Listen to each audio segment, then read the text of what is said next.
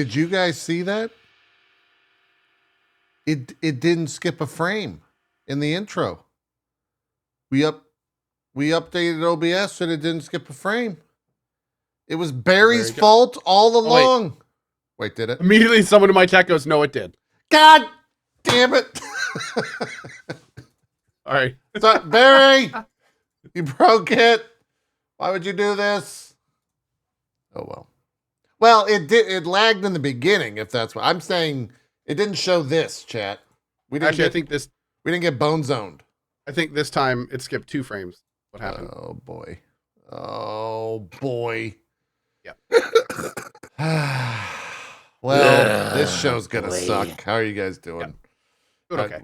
Well, I was okay. I know it ruined my now morning I'm too. not. You ruined my entire morning. Unbelievable. Confirmed. It's 100%. just, it's a fucking shit show. And I've got why is the dog just suddenly behind me?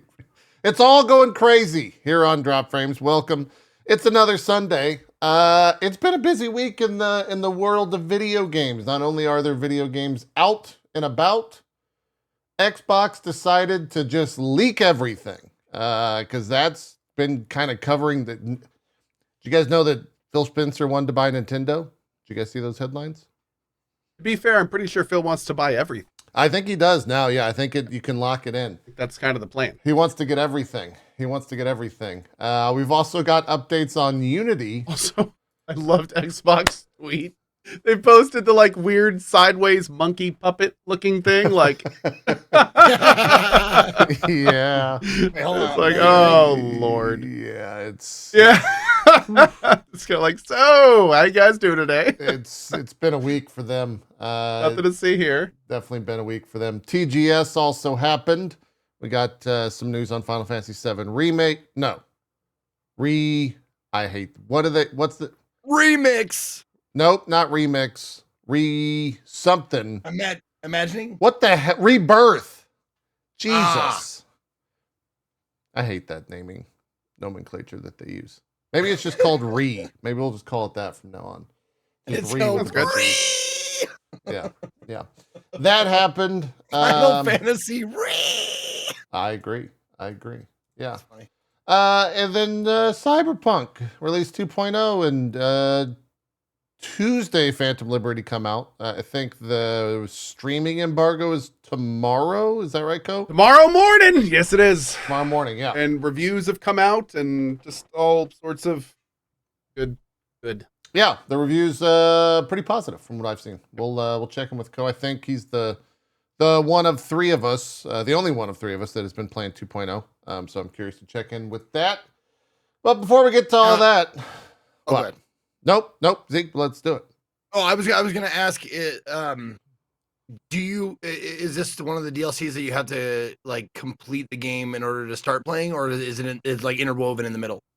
So this is an expansion that is in the middle of the game. You have to complete the Voodoo Boys quest transmission.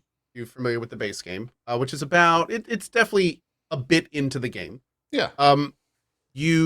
Everything is contained inside Phantom Liberty though. So like the new ending and stuff like this, we had confirmed by the devs. Like you don't need to do anything in the base game to influence the stuff you do there. But you can start a game directly at the expansion if you choose to, a la Witcher 3 style stuff. So if you have like 100% run saved before the end, you can just use that, or you can do what I did. I started a new game just a few days ago, or you can just start a new game on Tuesday and go right into the new stuff. Do you know how they're handling like decisions for those earlier quests if you just decide to jump straight into the DLC? I have no idea. Okay. I'm guessing there's like a canon thing they're doing. Yeah, sure. Yeah. Okay. Yeah. I guess we'll find out. That might be the route I go, but we'll see. We'll talk Cyberpunk in just a bit. Let's talk Unity because they've had if you weren't depressed already after last week's show, well, stay tuned. We've got more. Unity. Get that bottle ready to drink because we have some news for you. So we'll just go like chronologically here.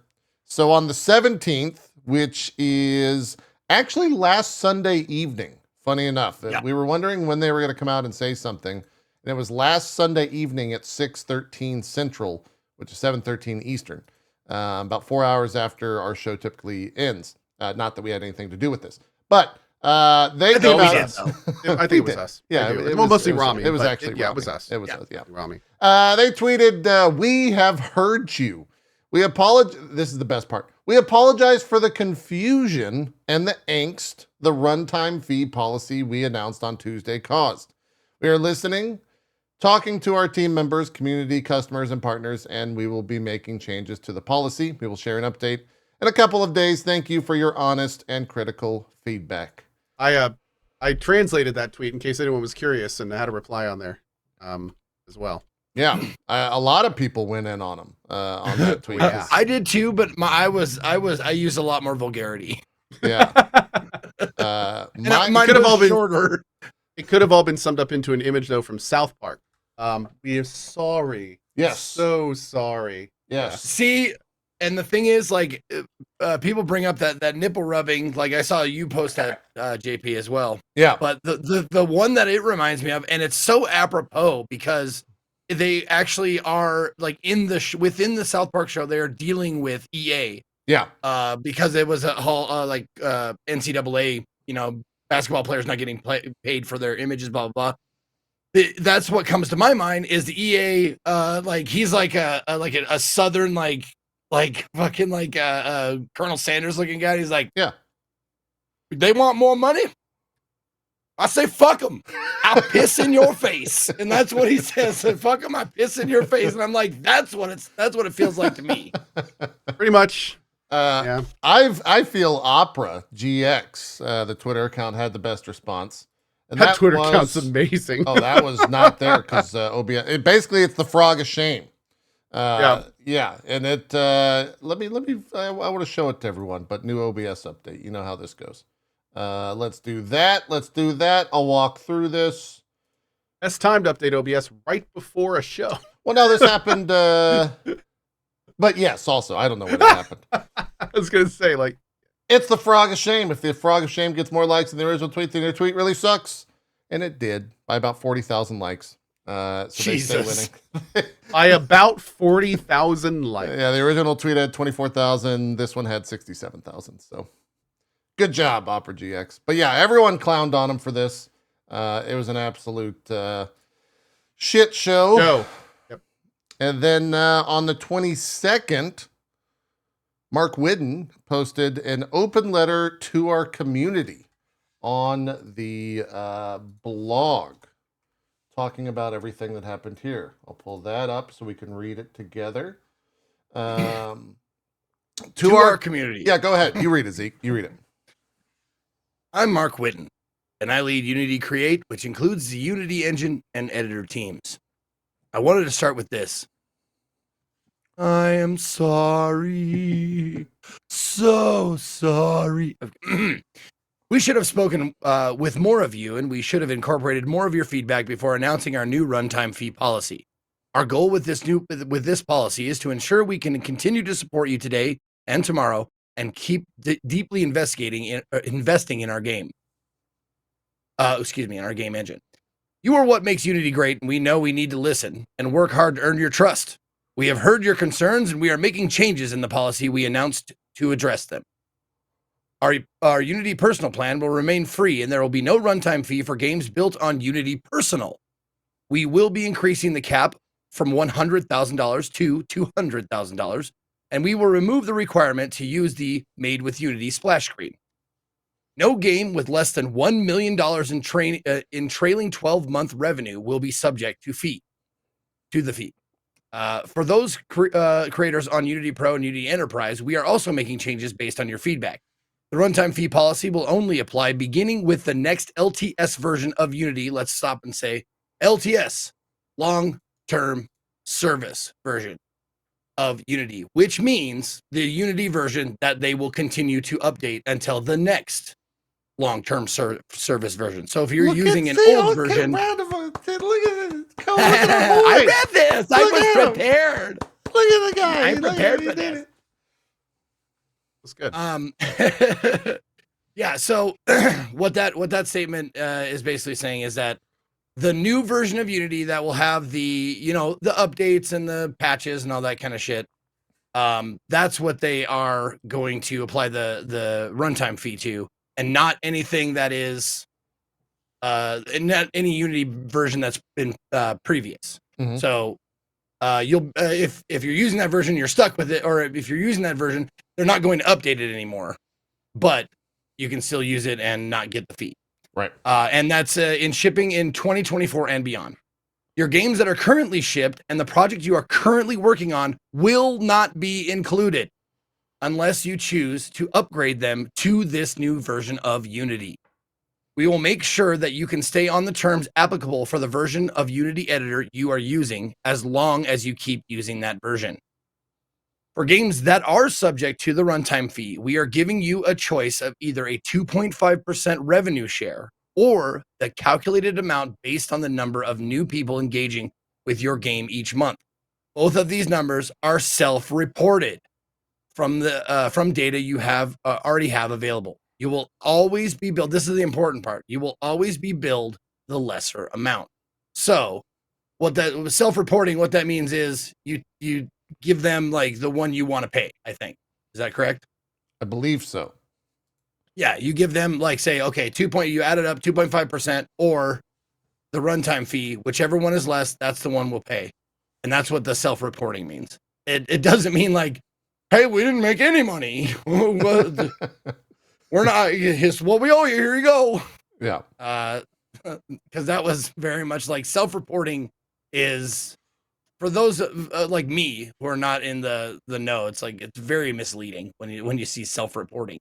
Yeah. But I think that's what it means. We want to continue to build the best engine for creators. We truly love this industry, and you are the reason why. I'd like to invite you to a blah, blah, blah, fireside chat, blah, blah. Which I didn't tune in. Thank you for caring. Oh, yeah. Thank you for caring as deeply as you do. And thank you for giving us hard feedback. Mark Whitten.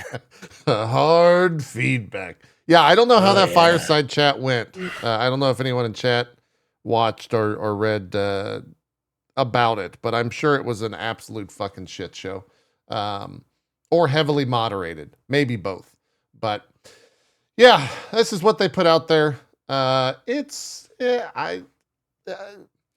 one of those things where I think Co always says this, and it's I hate being this cynical, but it's one of those things where it's like, is this what they wanted to do all along?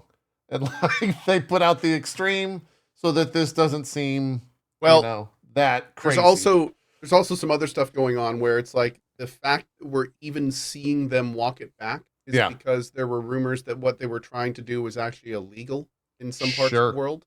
So it's not like they did this because they wanted to. It's because they saw an opportunity to potentially score some PR and walk it back because they had to. Yeah. So it's there's but then Rami, again, how would they not fucking know that? When that first thing came out, Rami did post a relatively positive tweet. Yeah. I don't know if you have that up, but he was like, okay. Up, yeah. Like, yeah. And it's been it was less than Rami like expected. He threw around 5% of the rev share. The Unreal standard. Yeah. Let's see. He said, he said, you know what? On first glance, I think this works. It works. It's effectively a 2.5% revenue share for a 1 million plus / year earners. No retroactivity left. LTS stability. No black box data. I think that works for every use case. I wish they had launched with this because this is super acceptable. I do think a lot of the damage done is going to linger at least a bit. Trust is a fickle thing, and it's hard to say exactly what the damage will be. But this should count as a first step to rebuilding that trust. I know how many people, both in and outside of the Unity, fought for this current outcome, and I hope you all know it's super appreciated. Take some rest. And then I think he posted a full Games Radar did like a dev commentary around the updated thing that we just read, and so he's included in that, and a bunch of other devs are as well. But yeah, it's over. The damage is done. I agree with them. 100%. And we'll just have to, I guess, see what happens. It probably won't venture too much into like our world as streamers and whatnot. I'm sure a lot of devs will be the focus of this and dealing with it in the future for sure. So we'll have Rami on in a couple of I would say in a couple weeks and just be like, so how is Unity? How did all that go? What are the conversations like? It didn't kind of end there though, in terms of Unity putting their foot in their mouth. They responded to a tweet. Hold on, there's more. Yeah. They responded to a tweet from a Twitter account, Indie Game DAV. And basically, well, there's some context here, but I'll just read their full response. The Unity tweet says, I totally hear your frustration. Just to echo what Mark said, we are so sorry for our earlier actions. Genuinely disappointed at how our removal of the TOS has been framed across the internet. We removed it way before the pricing change was announced because the views were so low, and they bolded that. Not because we didn't want people to see it. We have heard the concerns from the community about the TOS loud and clear. The new runtime fee policy will only apply beginning with the next LTS version of Unity, blah, blah, blah. And Mark's response here is true. You can stay on the terms applicable for that version of Unity you're using as long as you keep using that version. So we do have fireside chat, yada, yada. Yeah. But, you know, we're moving Because things from the top. The views were so low. What does that even mean? What does that even How do you mean? remove something? They're not like how, and to then bold that like that's a valid reason. Like yeah, anyone we're is all going gonna to be read like, that. oh, okay, Oh, it's because the views were low. That's why. That's duh, What? that makes sense. of course, of course. This incredible content, you know, our TOS. Why weren't people reading and watching it? That whole terms of service thing. Oh man, just a nightmare. Just a weird response for them to say. Doesn't really have any actual, you know, meaningful impact on anything, but it's just like, really? Like, why even say that? What are you doing? Exactly. Why? Why even? Why? Yeah. It's just like this. It's like a 1 out of 100 speech check that you didn't need to do. Yeah. Yeah. It's a weird thing. Well, It's you got to imagine it's like like when you get a script for a movie and it gets greenlit by a studio, but then it passes through so many fucking hands on the way, like just their social media presence, like it passes through so many hands that it becomes like either terrible or gobbledygook or garbage by the time it gets out to the public. It's like, no, I want to change this one word. And then, you know, 3 guys down the line, like, I want to change that one. I'm going to change this whole sentence. And then by the time it gets out there, it's like, we poop it on the street and we eat it. And like, wait, what the fuck? How did that get in there? Yeah. Yeah. A weird thing, but at least PR telephone. At least it's like kind of coming to a close. And that whole thing is over. I'm sure Unity's very happy about not being the target of the entire industry. Being a For shit now. show. Yeah, for now. Until they try it again. That's everyone right. thinks they're going to. That's right. Yeah, we will see if they hold true to their The big their thing statement. that's like the takeaway from this is nobody who is just now starting or starting in the near future that has even a single brush against the skin of the pulse of this situation should be considering Unity in any capacity in terms of, and we may not see the ramifications of this Unity stuff now, but in 2, 3, 4, 5 years, when these projects are going to be coming to fruition and actually coming to market, I bet we're going to see Unity plummet in terms of market value. So this decision now is not only going to affect them currently, but in years, it's going to be catastrophic. Yeah. Catastrophic. Yep. Yeah. Absolutely. I had already seen a handful of different reports, and Rami talked about it last week as well, where in game design school and teaching schools, they were not going to teach Unity anymore. And I'm kind of curious, like, Well, dude, would you even go to school to learn Unity anymore? Like, what? can you imagine being one of the people that is like actually dedicated to being a positive force that still work at Unity, knowing that like no God, matter yeah. how good you do, like there is a very solid chance that even if you were to work miracles, that in 2 to 5 years, it's gone. Like it doesn't matter. Like none of it matters. Yeah. I cannot imagine what that does for motivation at that company. It's Yeah, Yeah. just terrible. Gotta be It's right. terrible. But, by the way, did you see did you look at any of the responses to the open letter tweet? Like, the first one that I see, I don't know if it's the first one for you, but the first response I see is a one-word review from one Gathalion that says, "Bitch." That's all it says. Nice. That's Very apt. it's very Gathalion-esque in his response. It is very Yeah. Gathalion-esque, yeah. Fucking hilarious. It's good stuff. I will say on that tweet, if you it's a tweet that links to their open letter on their own site. But if you look at the X, the Z, I don't fucking tweet. I'm gonna say tweet forever. Tweet, yeah. If you look there, It's tweet. they It's a do tweet. like a pretty good job, or not a pretty good job, but I mean, they answer a lot of questions, like in replies from other people. And there is because you were talking about like being taught in school and stuff. I'm trying to find it, but there is a reply from them talking about education. And if I'm not mistaken, from what I remember, it won't be applied. The fee won't be applied to educational material or educational institutions or something. Something like that, yeah. Yeah. Yeah. It is what it is. We'll see. It's sad, man.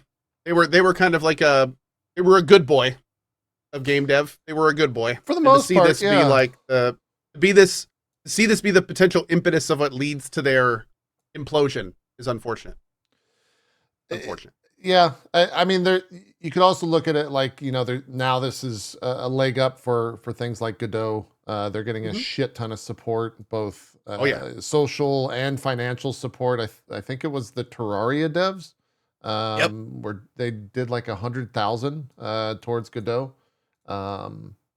They're just kind of raking it in, and hopefully that support continues, and it's not just the current spotlight, but.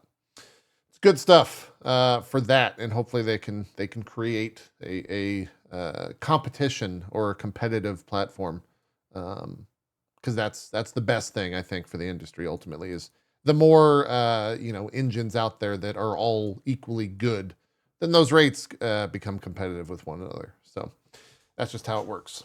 We will have to see. Goes right on the money where it's a couple of years from now, once all those projects end, that's where the real. That's when things will start to actually take effect. Like even if they somehow pull themselves out of this current hole, like again, years from now is going to be a whole second thing to have to deal with. I would be surprised if you start seeing some C-level executives leave in about 2 years. Where they're just like they got to be doing that Charlie Brown like sad walk to work every like a lot of Unity the employees. CEO, the employees, the walk CEOs to are just work. walking like this on their. Oh fucking yeah, job. no, the CEOs. No, I'm talking about like the lower level employees. Like, Oh yeah. like I gotta go to work again.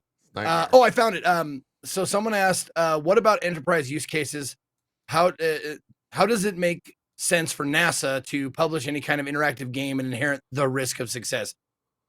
And they say, hey Gary, that's the guy's name. Happy to help you, give you some clarification. While I cannot speak to NASA or any other agency who might be using Unity specifically, I can share, this is from Unity directly, I can share that we have some exemption cases, one of which is education, which will we also exclude those on the Unity industry plan. So that is from the official Unity Twitter.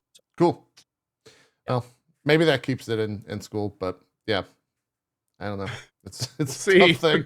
Yeah, We'll see. That's up to. I think they're going to be looking at other stuff, and we'll just. I think it becomes much less about a licensing issue and much more of we're here to actually enrich and guide our students into a direction that will be advantageous to them. Should we be picking this engine for those means? Yeah. Maybe we're going to see a lot of more Godot classes start springing up, things of that nature. Sure. Yeah. I don't know. I wonder if you can create a game and say it's educational, and then give it be exempt, like some loophole. That's the self-reporting. That's Zeke. I can imagine Zeke like Zeke's Triple X adventure. It's an anatomy lesson. It is. Come on. Oh man. Let's shift gears and talk about this Microsoft leak. First off, how did it happen? Well, everyone thought that it was the FTC that leaked it. I was going to say, is it really a leak? Then the FTC denied blame and said that it was Microsoft that accidentally uploaded this stuff, I think. Douglas Farrar, who is the FTC spokesperson, said, quote, the FTC was not responsible for uploading Microsoft's plans for its games and consoles to the court website. Microsoft did not respond, at least on September 19th when this article was written, for requests for comments, but the incident was the second data leak involving the company on Monday after it was revealed that Microsoft employees in June accidentally exposed 38 terabytes of data, including troves of private keys, passwords, and internal Microsoft Teams messages from hundreds of employees. So the leaks came out, and holy shit, it's probably one of the biggest leaks, if not the biggest leak in like Microsoft video game history. There's just wild stuff in here. The not so wild stuff. They're still going through it, right? Yeah, a lot of it is still being filtered. Some of the high points are the points that are out there. Some of the not so crazy stuff, the stuff that we kind of expected. Elder Scrolls 6 will be an Xbox console exclusive. Kind of makes sense where, Starfield just launched and that's doing what it's doing, but some people were shocked by that as it will be skipping the PlayStation platform. Activision was briefed on the Switch successor late last year, and there were emails about that. December 2022 is when that came. They were heavily redacted, though. And one email revealed preparations for meeting between Nintendo president and several Activision executives, including Bobby Kotick. They are planning to release. Feel free to stop me and jump in whenever you guys want. I'm just going to keep reading all this stuff because there's a lot. Microsoft is planning to release an updated Series X and S models next year. The new Xbox Series X, codenamed Brooklyn, it's more compact than the original Series X, and like the Series S, lacks a disk drive. The document also revealed that this console will feature a 2 terabyte storage, as well as 16 gigabyte of RAM, and will come in 100% recyclable packaging. The updated Series S, codenamed Elwood, will include 10 gigs of RAM. Pricing will remain the same as its predecessors, according to the leaks. The document notes that both the consoles will be announced concurrently next summer, with Elwood releasing in August 2024 and Brooklyn releasing in October of 2024. They explained placing a 2-month release gap between the consoles in order to give Elwood a moment to shine, a quote, moment to shine, before Brooklyn becomes the more sought after console ahead of the holiday 2024 release. Fallout 3 and Elder Scrolls 4 Oblivion are apparently getting remastered. I'm curious what that means. Yeah. What are they gonna do with that? This was a 3-year-old document from Bethesda's release schedule prior to the Microsoft acquisition of ZeniMax Media in 2021. The document included some unannounced games, most notably remasters for Elder Scrolls 4 Oblivion and Fallout 3. And they didn't really go into anything other than that. They also revealed in that document the fact that Starfield was forecasted to generate $900 million in revenue, though again, this information is likely dated due to the document being published before Microsoft closed its acquisition of Bethesda's parent company. So 3-year-old information. We'll see if that actually comes true. How would Fallout 3 and Elder Scrolls 4 remastered? Is that a yay? Is that Again, a like? It completely depends on what they're doing. Like a remaster generally just means that they're trying to re-release it in a state that runs decently on new systems. Which I'm guessing they're doing. I mean, that could be kind of cool, but the problem is, I mean, if there's any 2 games that have been brought into the current age due to modding, it's like those games. Yeah. So again, it's kind of like, what are they going to bring to the table with that? How much is it going to be? Now, one thing that's interesting though is especially since we can assume more, the Oblivion one is probably because Elder Scrolls 6 is around the corner. They want to capitalize on that. The Fallout one's a little interesting because that means that they may be planning a Fallout announcement at some point in the near future. Since now Starfield is out, they don't really have an announcement to make outside of ES6. Yeah. So they'll and if there's one thing we know from Bethesda, they kind of like having something they're working on and something to kind of hype. And we don't really have something to hype right now because ES6 is now the working on project. So that may mean that we're going to be getting an announcement with like a Fallout 5 plus here's a remaster to tide you over until then, something to spend your money on while you're hyped for 5 kind of thing. So yeah. We'll see. We will see. Yeah, Starfield is still getting expansion. That's true. point. Have they said if that's? Do you think that's like a one and done deal, or do you think they're going to constantly? Have they said if they're going to constantly support that with more content? We know that. I think Chad, help me out here. I think there's something called Shattered Skies or Okay. Shattered Steel or something along that. There's one major expansion announced, and they have said that they're going to continue supporting the game. Okay. You know, kind of an amorphous marketing term, but yeah. Oh, Chad is saying there's at least 2 DLCs coming. Okay. Okay. Oh, interesting. Chat bringing up the good point. Maybe the Fallout remaster is going to align with the TV show. Oh fuck! I forgot that TV show. That's a great point. That's a very good point. Yep, that could very much be a thing. I mean, they especially after the Edge Runner stuff and everyone's seeing that with Cyberpunk. Not so much with the Last of Us stuff, but the Cyberpunk in particular was like a huge industry wake up call to like, yo, we need to start mixing our media a bit more. Yeah. So yeah, I mean that's a great point. That may be why the Fallout 3 remaster honestly could have even been 8 if they were trying to do that. Yep. Fallout 4 is a little. You can't really. I mean, Fallout 4 is relatively new. Like a remaster of Fallout 4 wouldn't really do anything at this point. So They remastered Last of Us. You know, they could do New Vegas now too, especially since they have Obsidian under their umbrella. Sure. Yeah. Maybe it's going to be a package. Yeah. Oh, Dude. where it's like all of them. That'd be kind of cool. No, it's like 3 in New Vegas. Like that should be kind of awesome. Yep. If they just did a remaster of New Vegas, like it's by and large Fallout people's like favorite Fallout. It's mine too as well. It's also interesting to think about. Fallout 3 and New Vegas still to this day in vanilla have a lot of bugs. Mm-hmm. So I wonder if they're going to just say screw it and like remaster it with all the bugs, or if they're actually going to do like, you know, attempt to patch it and make it something a little more rock solid. Do you? I mean, let me ask the audience. Like, should I just play New Vegas so it's guaranteed that they We'd announce a appreciate that. remaster? Yeah. I think someone needs to Okay. get on that. Yeah. Thank you. Okay. Yeah. Give them the 100-month request of Fallout New Vegas for sure. Yeah, that'd be great, dude. Thank you. Yeah. Consider it. For those who forgot, like myself, that Fallout TV series is supposed to premiere on Amazon in 2024. And that was first announced in 2020. I don't think they've shown, is there a trailer out for anything, or is it? We had some behind the scenes stuff, Okay. but I think they're still pretty quiet about it. Yeah. I'm We looking did at have some leaks a yeah, little bit ago. I'm looking at a Prime Video tweet from August of this year that says Vault 33 location Los Angeles Fallout an original series coming to Prime Video in 2024. So I guess that's where it's going to take place, is LA. Has the Fallout world ever been in California? I mean, a lot of the Fallout lore stuff is from California, and Okay. there's some early like I mean NCR is New California Republic, Okay. so that kind of stuff. But yeah, there's definitely a whole lot of lore around California they can play with. There's a lot of stuff that's like told in stories, and you never really get to see, but is talked about that happens in California. Fallout 1 and 2 as well are heavily out there. Cool. Xbox is also planning to release a next-gen Xbox console in 2028. They're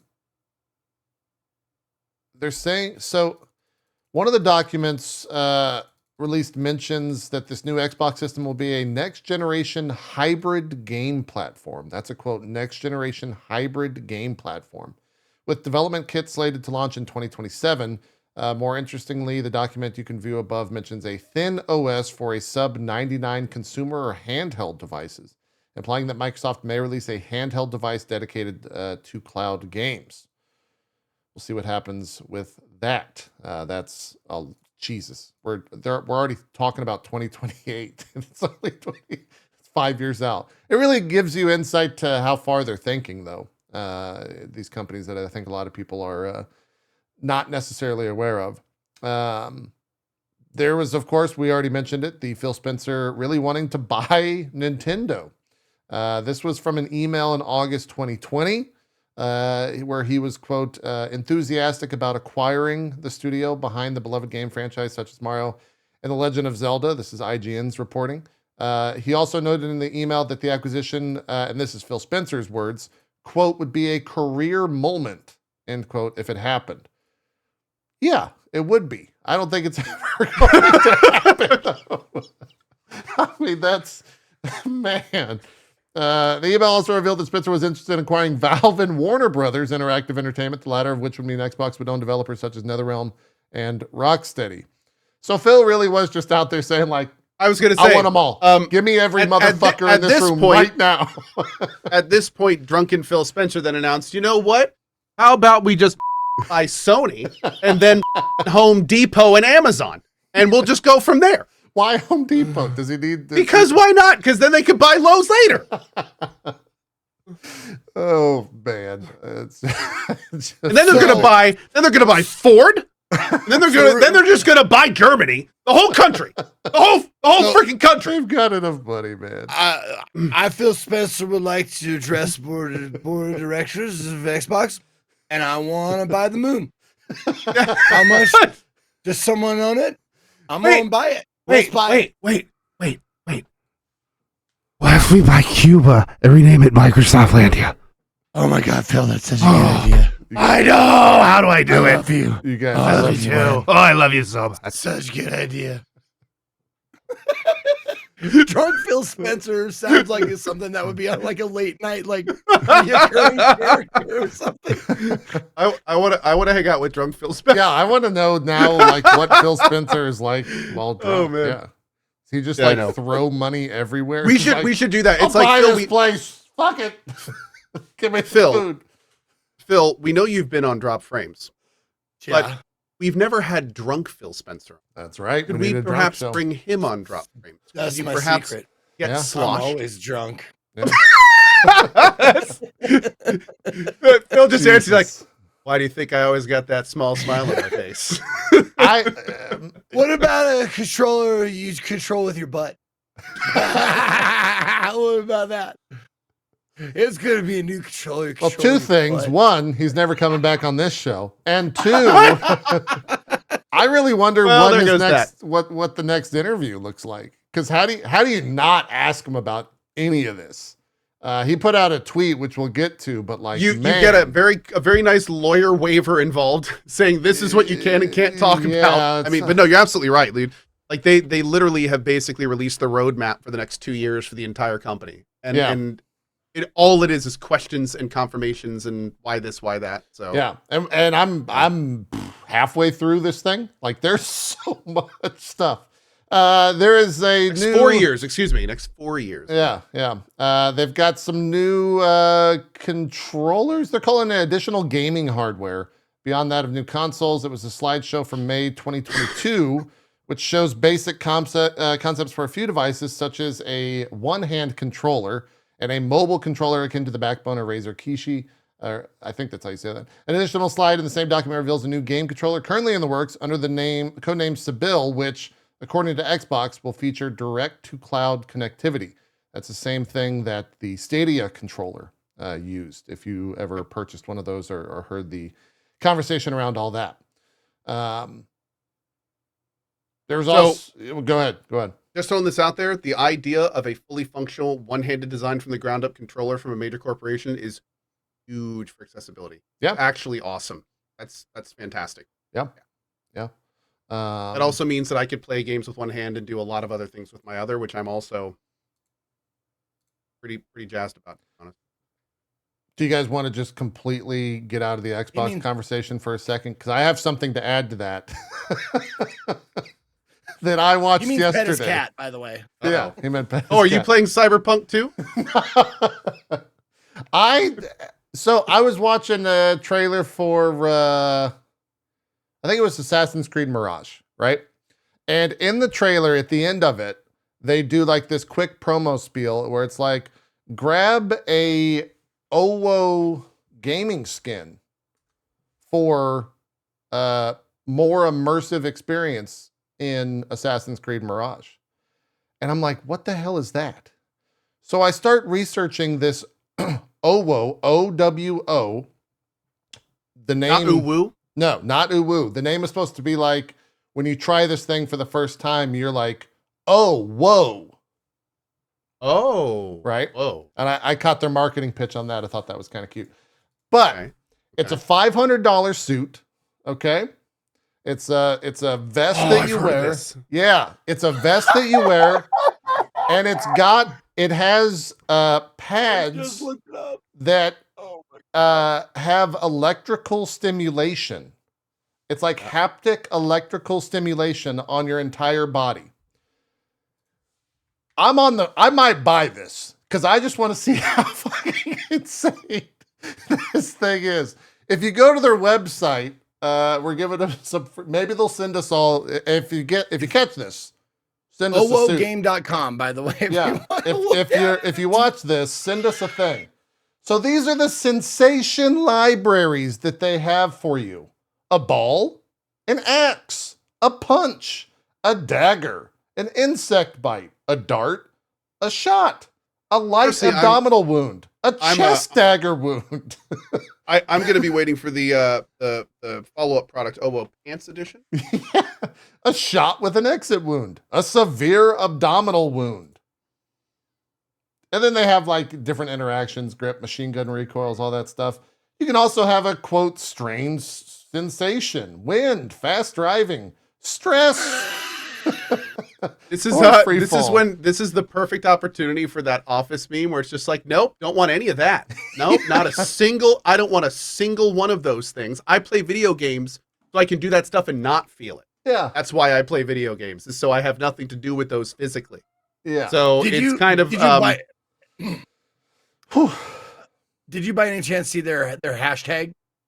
No. What was it? It's hashtag feel the assassin. Nice. Oh God. Ow, man. Nice. Yeah, well, so that was the thing. I watched some different or feel the ass for short. They put there's a bunch of YouTubers that got to try this thing. I think it was at CES earlier this year. Before this thing was readily available for $500. You can go buy it right now, apparently. And they're wearing the suit, and they said, like, hey, this is gonna feel like you're being stabbed in the gut. And the YouTuber's like, what? And then they do it, and he's like, what the fuck? Like, he said it literally felt terrible. And he's like, then this is gonna feel like you're being shot. And he's like, I don't know what that feels like. And then they do it. And he's like, oh God, now I do. Oh, Jesus Christ. So now I just want to try it, but I'm also kind of nervous because what if it really, what if you're playing Assassin's Creed and you're fighting someone, right? And you do poorly and you get stabbed. You're never going to want to get stabbed again after that. I'm going to start saying this, that I don't want to yuck anyone's yum. Okay, if pain's your thing, more power to you. That's great.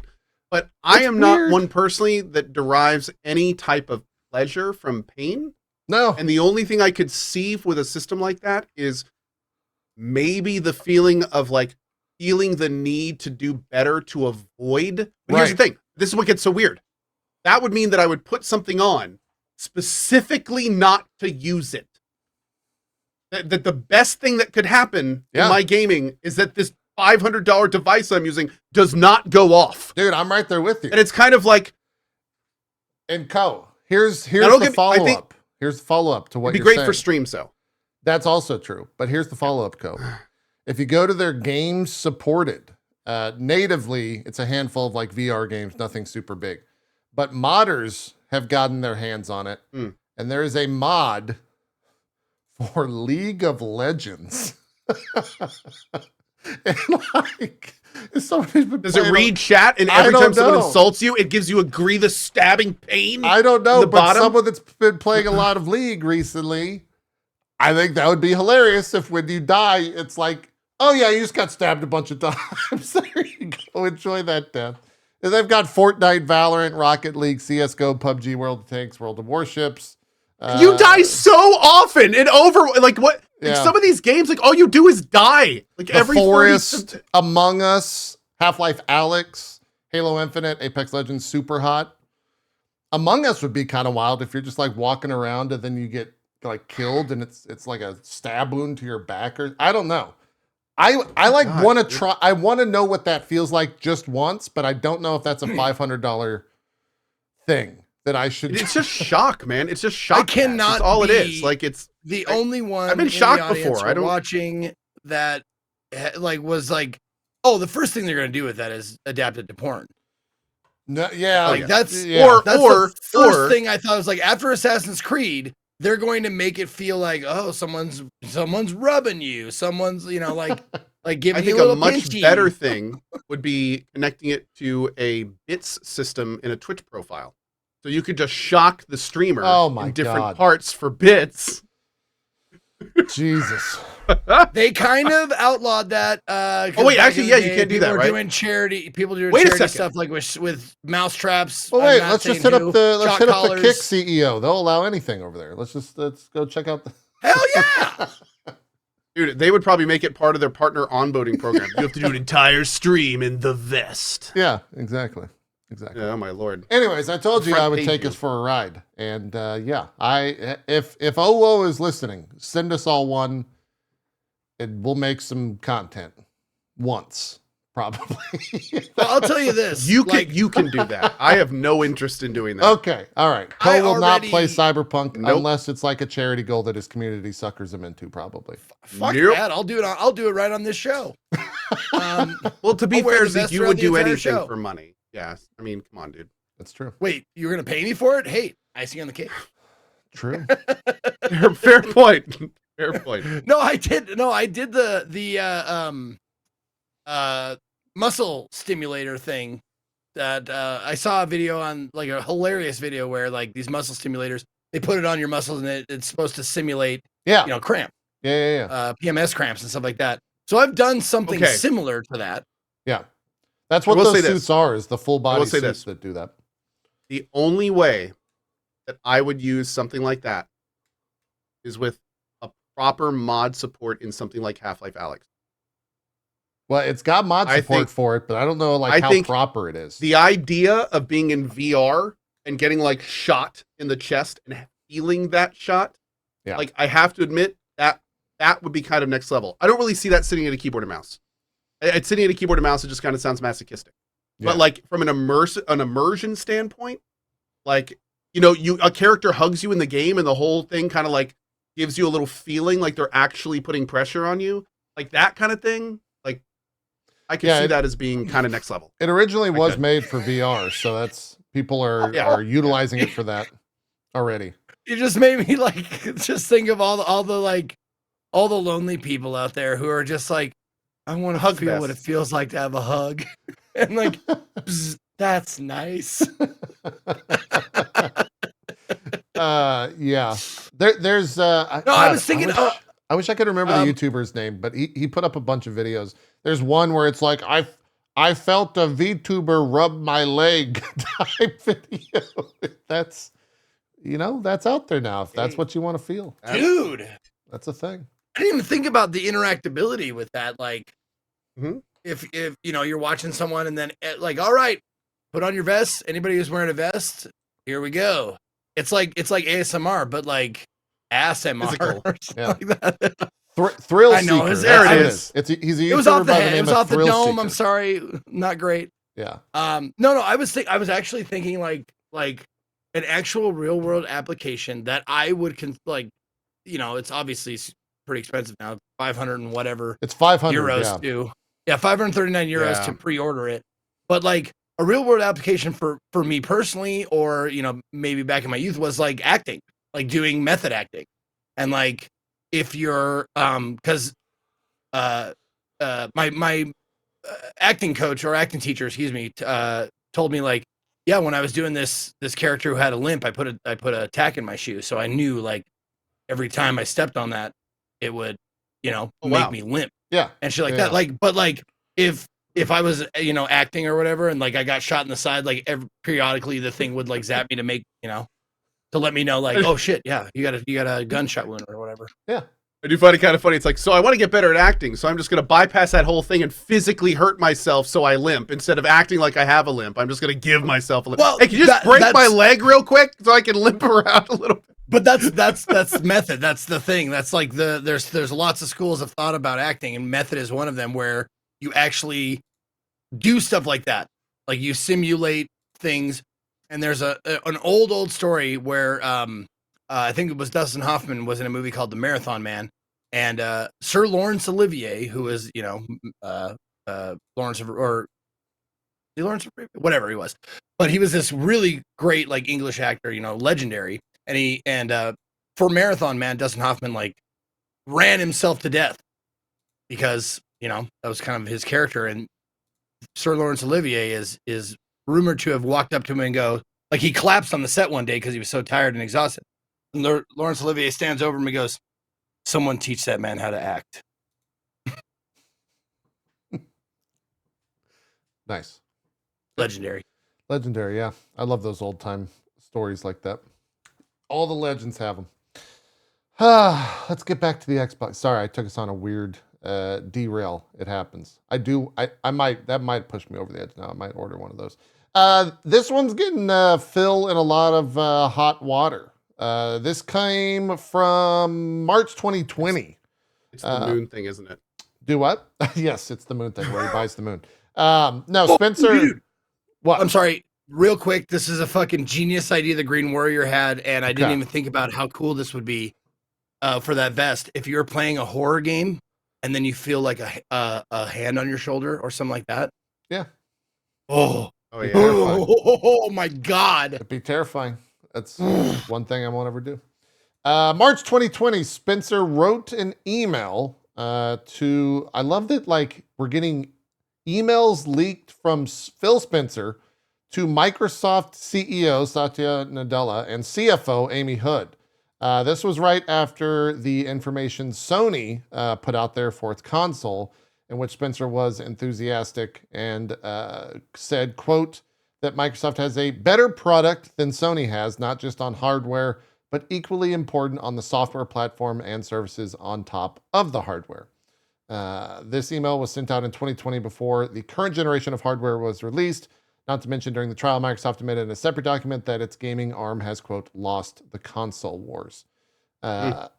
This is one of those ones where it's like, you're not going to tell your boss that the fucking thing that you're making sucks before it's out. Like, everyone is like, I can't believe Phil would say that, just blatantly lie, blah, blah, blah, blah. It's like, yeah, have you, what? Of course you're going to do that. You're going to say you have a better product and move forward.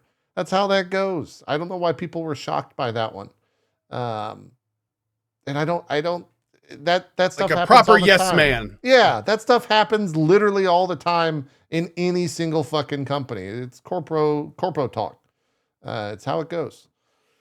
What else was there? There's an email chain that showed Microsoft scrambling to fill a, quote, huge gap hole in its 2022 game lineup.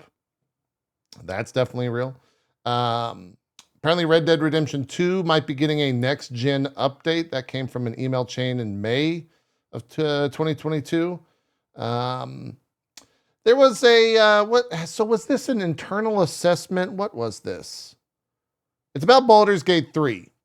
And it was in an email chain focusing on the huge gap hole for its 2022 lineup.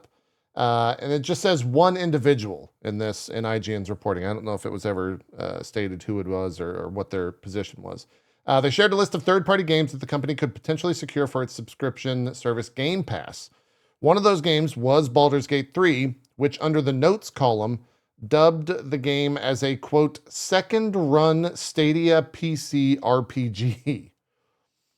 While that remark has certainly puts Microsoft under scrutiny, I saw a bunch of people come out and say, I think even Sven quote tweeted it and said, like, this is incredibly wrong or incredibly false or something like that. I think the game was valued at like, I think it was 5 million is what they could get it on Game Pass for back then. So that's a thing. I guess that person completely misread that whole thing. But a lot of people couldn't really have ever expected Baldur's Gate 3 to be as big as it is today, I would say.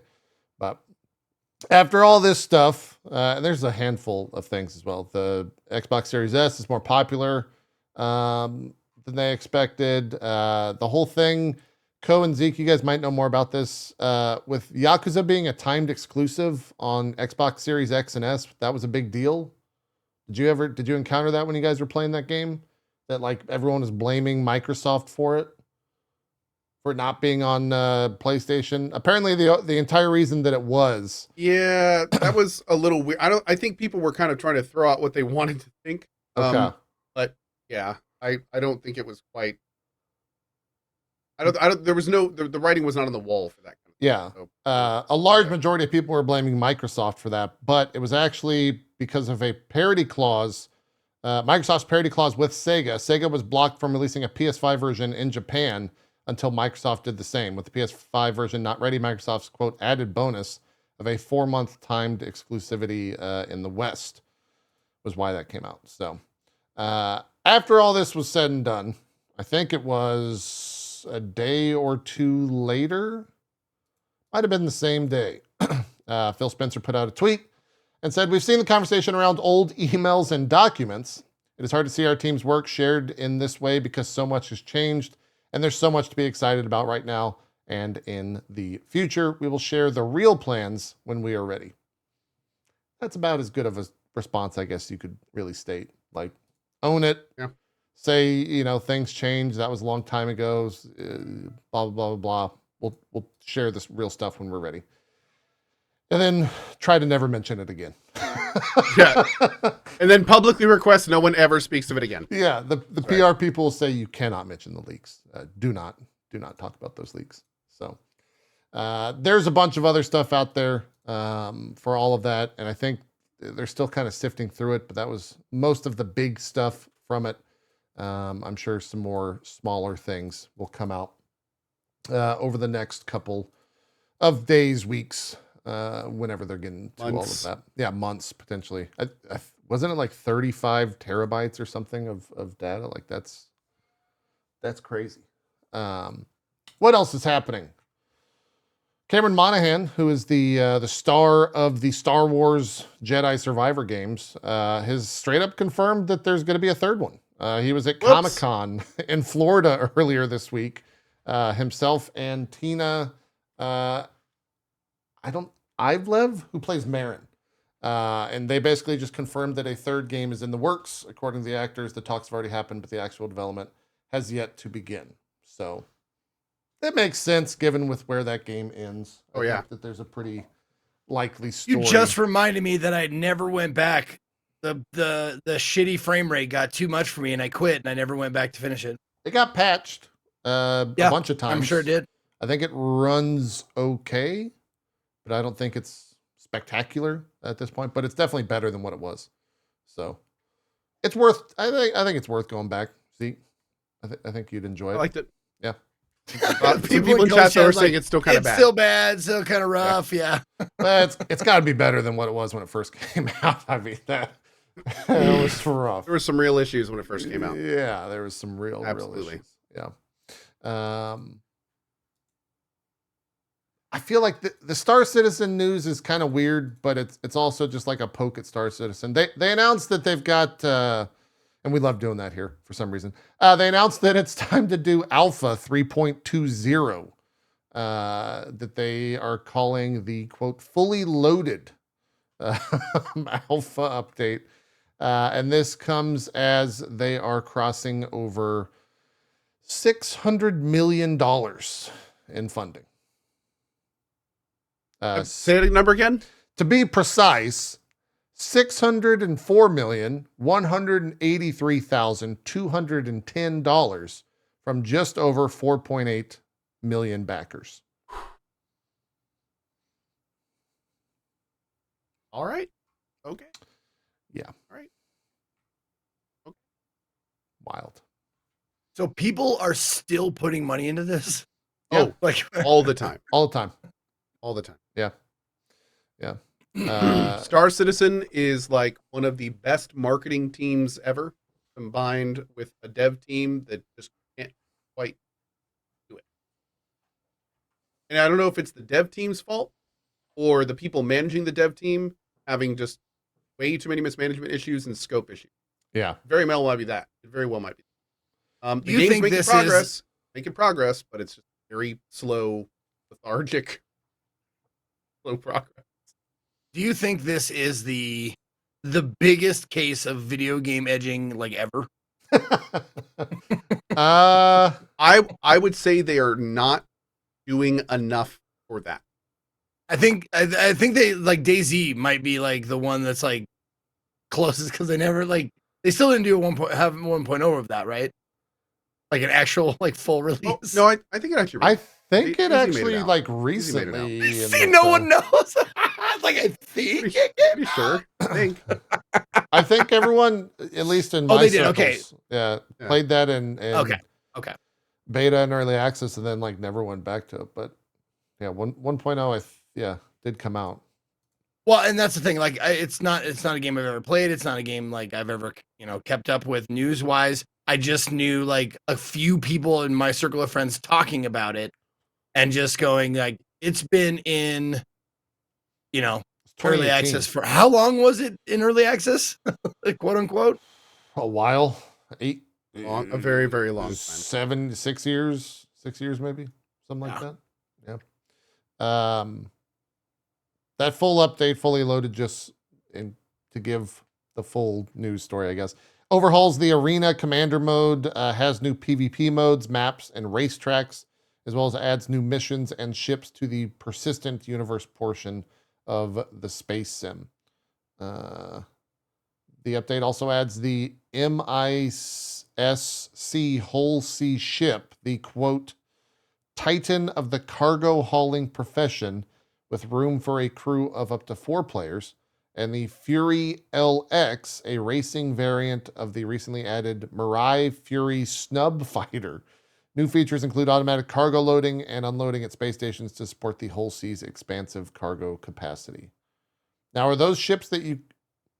Chat, do you buy that ship with real money, or is that something that you get in-game through, like, credits, or both? Oh, both. You can do both. You can buy all ships. Yes, and it doesn't even work. Great. Yeah. Fantastic. 10 out of 10. Yes, you can't get in game yet. Oh, so you can buy it, but it's not even in. Let's move on. I don't want anytime we mention Star Citizen, they come out of the cracks and let us know how wrong we are. TGS happened this past week. We got a bunch of, not that much stuff. Dragon's Dogma 2, they put out a 9-minute gameplay video. Spoilers, it looks like Dragon's Dogma. They're not changing anything there. It looks like a modern day, nice engine, RE8 engine, it looks like. And it looks cool. I'm very much interested in playing that. I think kind of all of us are. Same. We've all enjoyed Dragon's Dogma 1. Keeping the pawn stuff in there. They've got new races. They announced like Mystic Archer is back, and then I forgot what the other class was that they talked about. But yeah, it looks good. Is it Mystic Spearhead? That's right. Yeah, it's basically a dragoon. They've got like a dragoon walking around in that thing. That looks really cool. And then the base class is Warrior, Thief, Ranger, and Mage. That 9-minute video is out there if you want to watch it. I highly recommend it. I am curious, like Capcom's in this spot now where they, a couple weeks ago, or maybe it was a month ago, I don't know how long ago it was, where they said that they're going to have a game come out in March next year, and that it will, quote, sell millions. And ever since they've said that, I keep thinking like, well, it's got to be Monster Hunter, right? Like a New Worlds game. But they didn't say anything. They basically had like a small teaser at the end of their Tokyo Game Show. And it was like, hey, here's it's the 20th year anniversary of Monster Hunter. Thanks. That was it. So I don't know. Jeff Keighley was apparently having dinner with, oh God, I forget it was the president of Capcom and someone from Sony, one of the C-rank guys at Sony. So maybe they're going to announce something at Game Awards. That was this past week. Hopefully we get something like that, but we will see. Final Fantasy VII, not remake. We already did this. Chat. Rebirth. Thank you. They had a bunch of stuff come out this past week.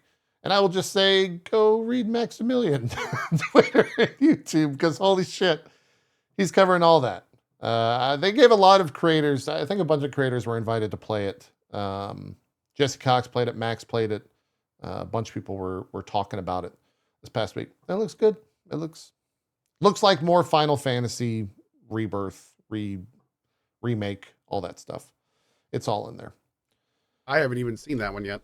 Oh, the new trailer stuff. Yeah, it's going to be a big fucking game. A really, really big game. It's on 2 discs. I think after playing the first one, like I think for me, a huge amount of the fun was where it went. And I kind of don't want to know any of that before playing the next one.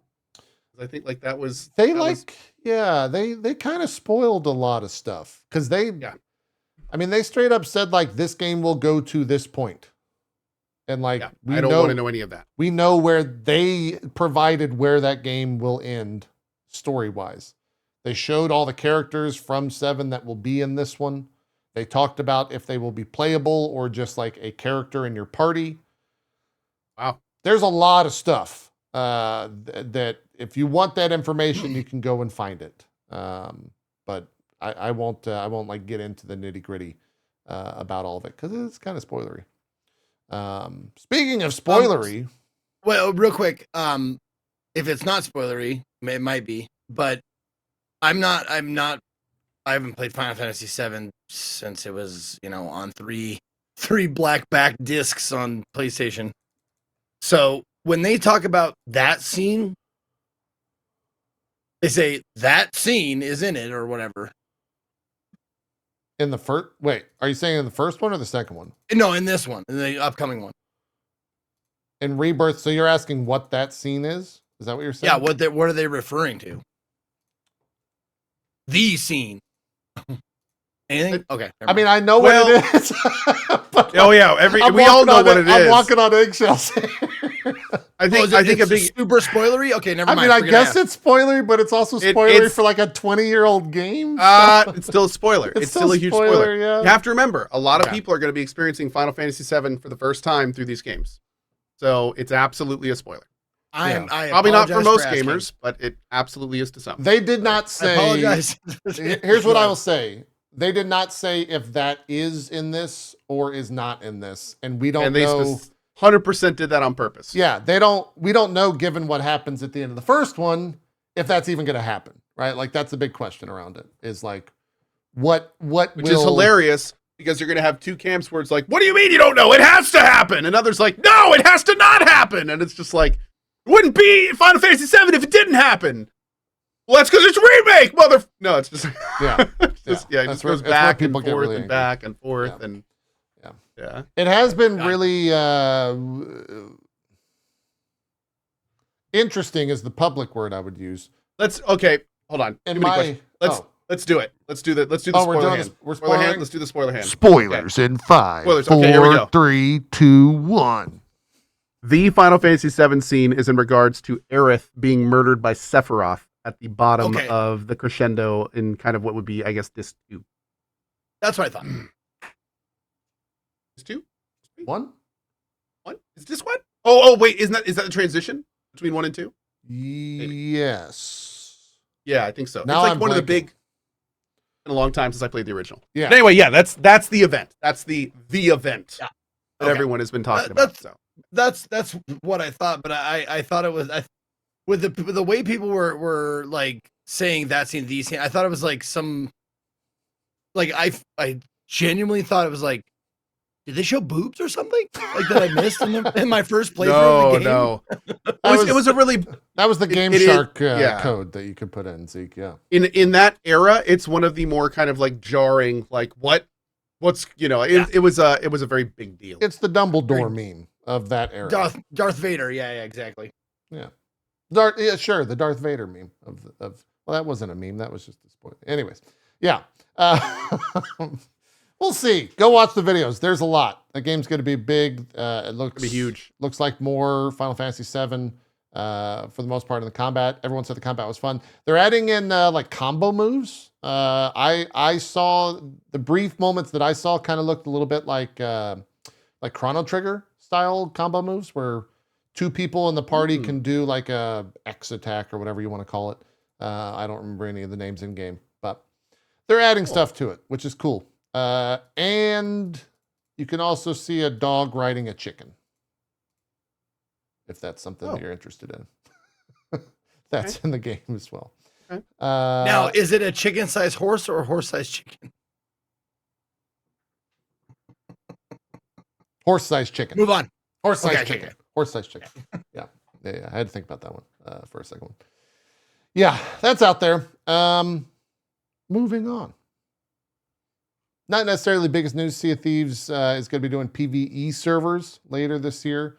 30% rewards with some features limited. I saw Summit catching some shit on Twitter because he was not happy about that. And then everyone just said, like, go shut the fuck up, you try hard. Blah, blah, blah, blah, blah. That was kind of fun. That's the only reason why that was relevant to me. Starfield crossed 10 million explorers. Said, quote, for creating the biggest launch in Bethesda history. I was going to transition to this when we were talking about spoilers. I'm not going to say anything. Hold on. You're doing this again? Wow. The second fucking time? No, you were gonna move to from Starfield. Okay, let's go. Yeah, what's Starfield? What are we talking? No, I'm just saying, like, I just wanna real quick, like, shout out whoever left me on the fucking Bethesda mailing list, and like I'm on their radar still apparently because I was like, hey, this is blah blah blah from Bethesda. What's your size? And I'm like, okay. Oh. And they sent me one of those fucking care packages with this. Like, nice, they dude. didn't even ask me if I was gonna play the goddamn game. Yeah. And I gotta think, like, I mean, this jacket is They're bomb. great. It is a dope ass jacket. jacket. Yep. They didn't even ask me if I was gonna play it. They didn't even say, like, they just said, like, if you show this stuff, make sure you tell them it was a gift. I was like, that's fine, I'll do that. But like, they didn't ask for anything in return at all, and I never even gave an inkling that I was going to play the game. Yeah. And it was just like, this is like that streamer privilege shit that you hear about, like, oh yeah, I'm double XL baby, and they're like, here you go, and I'm like, fucking yeah, that's awesome. But that wasn't it. I got a fucking mouse and a fucking Steam Deck or Stream Deck. Oh, you got the flip? Yeah, you got this. It's still on my desk. Yeah. I still got those. Yeah. Crazy. Thank you, whoever at Bethesda kept me on the mailing list. I appreciate you guys. There you go. Yeah, it's good stuff. All right. Speaking of spoilers, don't watch. This is to the two of you and anyone else that is a Like a Dragon or Yakuza fan. Don't watch that story trailer. They put out a 10-minute story trailer talking about infinite wealth and what's going to be in infinite wealth. Oh, yeah. Oh, no. Oh, my God. Yeah, absolutely not. They Never watch RGG trailers, man. Never. One, the game looks really fun. And that comes from someone that didn't actually finish the original Like a Dragon and dropped out kind of early. But story-wise, the game looks really fun. Looks like Yakuza, they're doing crazy stuff in it per usual. But holy shit, it's a 10-minute story synopsis of what's going on in that game. They also put out like a 5-minute gameplay trailer.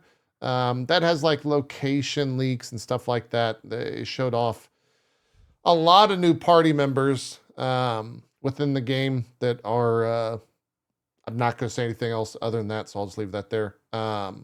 New classes, fights look wild. They've got crazy summons again. It looks like the original Like a Dragon, but, bumped up. Can't wait, man. Better. So it looks really cool. Can't wait. The story stuff for someone like I said that did not finish 7. This 10-minute story trailer, while it did have a shit ton of spoilers, it actually kind of got me interested in going back and finishing that original one, just to have like context, a little bit more context. Chat was kind of filling me in on a lot of that stuff, but I should probably go back and do that. But then at the same time, there's also 6 other games before that I could go back and play for context that are all 20 to 40 hours long, give or take. So there's a lot of stuff there. If you want, as much as I love Yakuza RGG and like all those other Japanese game studios, man, they just do not give a fuck about just like, this is what happens in our game. here's some very pivotal moments in the trailer, in the intro, while you're just firing up the game for the first time. Like, here's everything. You're just like, I guess no one. It's a traditional thing. Like, Well, no one cares about One spoilers. of the Yakuza games literally has like one of the key characters getting murdered in the intro. It's just like, Yeah. okay, Wow. I guess he's dead. No, I'll mentally prepare myself for that. It honestly just like if they do like a surprise birthday party in Japan, they're like, we're having a surprise birthday party for you later. And like everybody just comes up and tell them like, it's going to be a surprise birthday party. Yes, a surprise birthday party. Like, okay, do I act surprised? Don't worry about it. Yeah.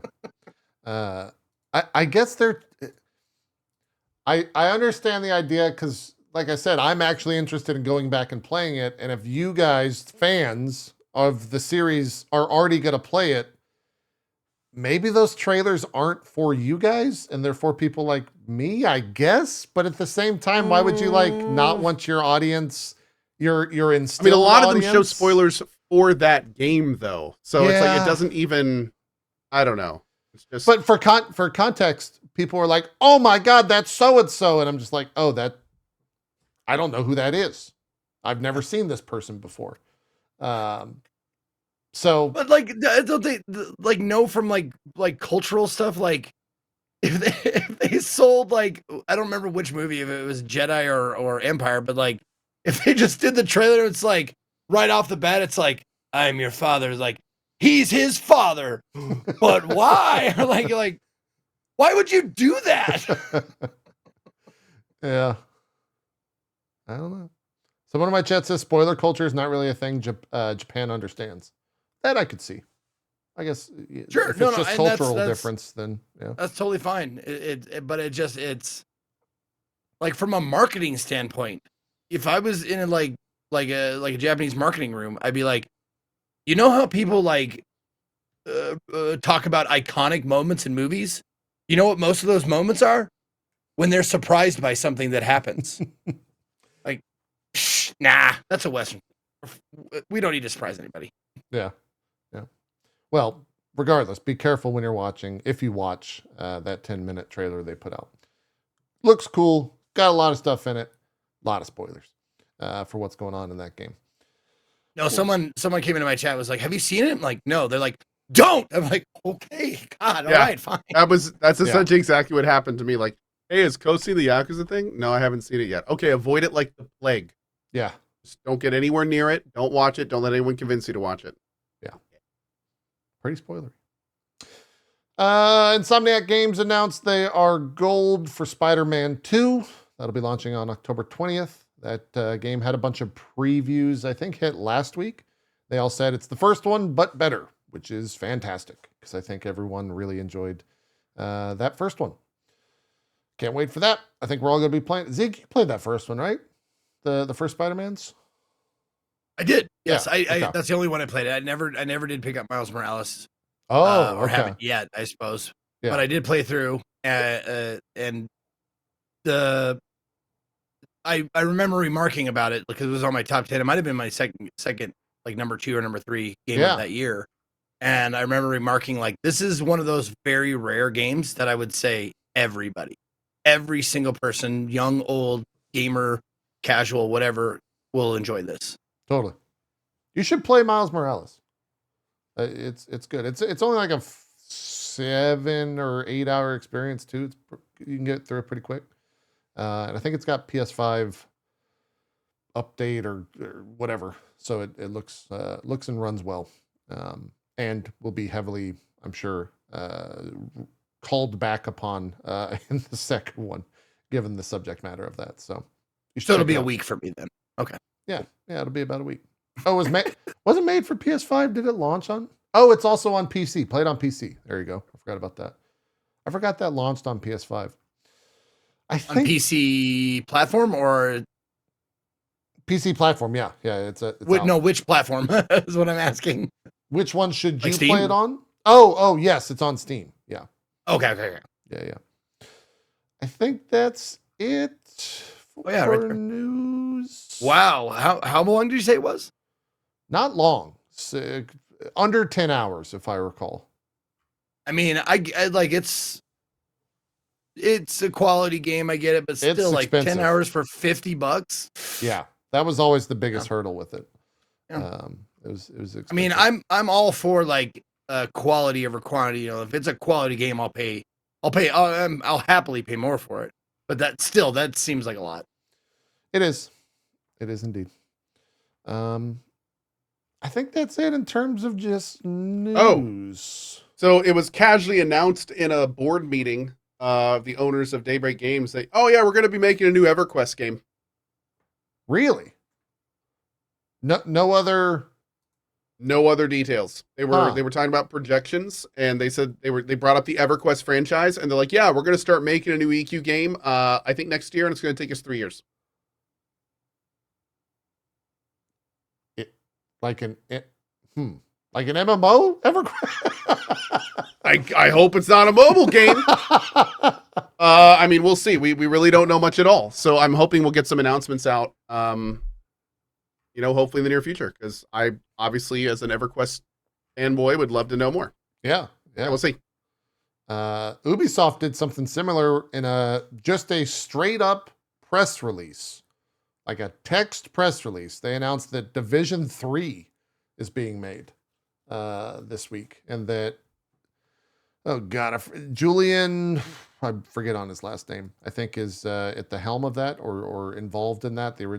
He was involved in the first two. So the game, I guess, sold well enough for those first two. They're going to continue making it. They just launched a mobile game, I think, around Division for that, or are in the process of launching a mobile game for that right now. That was at the Apple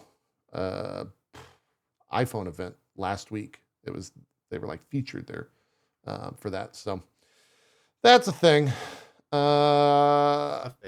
Yeah. I think that's it for news. Oh, Tales of the Shire. Forgot about that. It's Private Division and Weta Workshop are making a game called Tales of the Shire. I don't know if they said what if that's like a Stardew Valley or like a life simulator thing where you're in the Shire. Their take on Lemmings with hobbits. Hey, I'm kind of there. I'm about that. I'd play it. Yeah. So the description from the video is, quote, "Your cozy hobbit life awaits you in Tales of the Shire, a heartwarming new Lord of the Rings game by Weta Workshop and Private Division coming 2024." I wonder if this is their Palia competitor. Yeah. Could be kind of cool. Man. Everyone's seeing that blow up now. Yeah, could be fun. Let's talk games. So you've been playing a bunch of Cyberpunk. Whole lot of Cyberpunk. I saw a bunch of content creators come out and say that basically you could say it. Cyberpunk 2 is great. Cyberpunk 2.0, not Cyberpunk 2. Cyberpunk 2.0 is great. Yep. How great is it?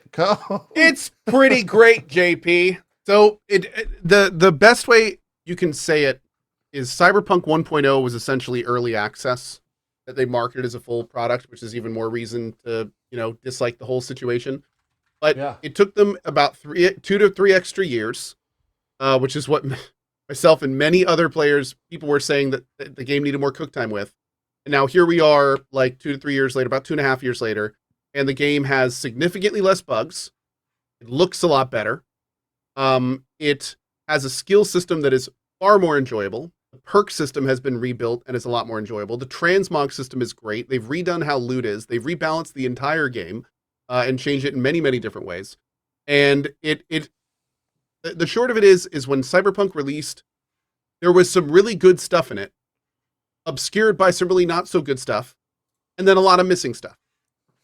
And in the last 2.5 years, they have made a real solid effort in trying to clean that up into a final product. And Cyberpunk 2.0 feels like a release candidate product. Frankly, the one we should have gotten 2.5 years ago. The game should not have been sold 2.5 years ago, and it should have come out today in the current state that it's in. Yeah. I mean, it's don't get me wrong, it still has bugs, still has some issues, and inevitably, as they basically reinvented large portions of the game, there are some balance problems, and they're still needing to tweak some things and things of that nature. But it is far more a complete experience now. It is still missing some things, but it's a lot better now. Yeah. For the stuff that they like really highlighted going into this, I know the traffic system was one of them. Driving in traffic, police, how all of are that those feels a systems? lot better. Driving is so much better. I mean, I'm not mowing over pedestrians trying to make basic turns. I haven't done a lot of the vehicle gunplay, but apparently that works relatively well. The world feels more alive, not from an interactivity standpoint, which is still one of the big complaints about the game, is the world doesn't really feel like you can interact with a lot of things in it as a person. But in terms of like, you can stand at an intersection and, people will run to beat the light, and, then cars will kind of like inch their way up trying to get through, and people are honking their horns. Crashes happen during car chases that lead to crazy events, and that kind of stuff feels like it's more developed. It does not feel like a living world, but there's no question it's different from 1.0. There's a lot more going on that makes it a lot more enjoyable to kind of be in. But I will say one of the things that is really missing is the world does still feel relatively museum-y, which for those that remember was kind of a big thing about BioShock Infinite when it came out, is the game kind of does a good job at looking like it would be a big real world, but then when you actually try to do things like you would in a big real world, you can't really do it. Yeah. So, it's that kind of situation. Outside of that, though, the little bit I've dabbled in the police system, it feels better. Apparently, police can still do pop in here and there and stuff like that, but it does feel a little bit better. It's more developed, that's for sure. I'm doing a melee playthrough now. It was very tough at the beginning, but it's starting to kind of open up and become a lot cooler. The skill system is so much more engaging. You're constantly getting level ups. There's a huge perk block of different like little bonuses and skill points and stuff you get along the way. And the perk system itself has just been completely redone and is a lot more interesting. So a lot of just good stuff about the game. Yeah. It's definitely the renaissance that it very strongly needed. I know you're doing melee focus now, but this is early in your playthrough VODs. The shooting tied to stamina thing, is that as weird as I thought it was going to be? It's not. It's not? It's not. Okay. So you don't ever stop shooting due to that. And your stamina refills pretty freaking quickly. You don't necessarily find yourself like running out of stamina then waiting and running out of stamina then waiting. You become less accurate and stuff, but there's a lot of perks that kind of play into alleviating that a little bit. You can get stamina back on kills, things like that. And as someone who's not using guns, I'm not feeling it too much, but the few times I have, it hasn't felt like too big of a deal. How does that work with like a sniper rifle? Have you fired I have not sniper? done almost any sniping this run, so I can't give you a good. Yeah, I wonder if it like uses the whole bar and you have to wait for it to refresh, or if you can just hold down the button or what. I don't know. Not sure. So I'll have to Quick check question for my chat for well, I guess just for Co, since you haven't played it, JP. If you haven't played either and only have time for one huge RPG in your life, would you recommend Starfield or Cyberpunk? I would probably say Cyberpunk, but only because it's undergone 2.5 years of like buckled down development and community feedback and how the community wants to see it be better. Okay. So I'm will seeing say your that, chat like overwhelmingly Cyberpunk. So so Cyberpunk is in a really, really good place right now. I mean, they just basically released their kind of magnum opus in terms of making it what players wanted. Yeah. Am I going to have the same answer in 2.5 years after Starfield? Like that would be a lot more thing. But again, Starfield just came out. It has a lot of new release issues. And frankly, Cyberpunk, in my opinion, does a lot better at having like believable dialogue and characters. Like it's a lot more like kind of like a movie. Cyberpunk is. Starfield has its moments, and I will say Starfield definitely feels a little more sandboxy in some ways. Kind of like the scope is a little bit bigger. Okay.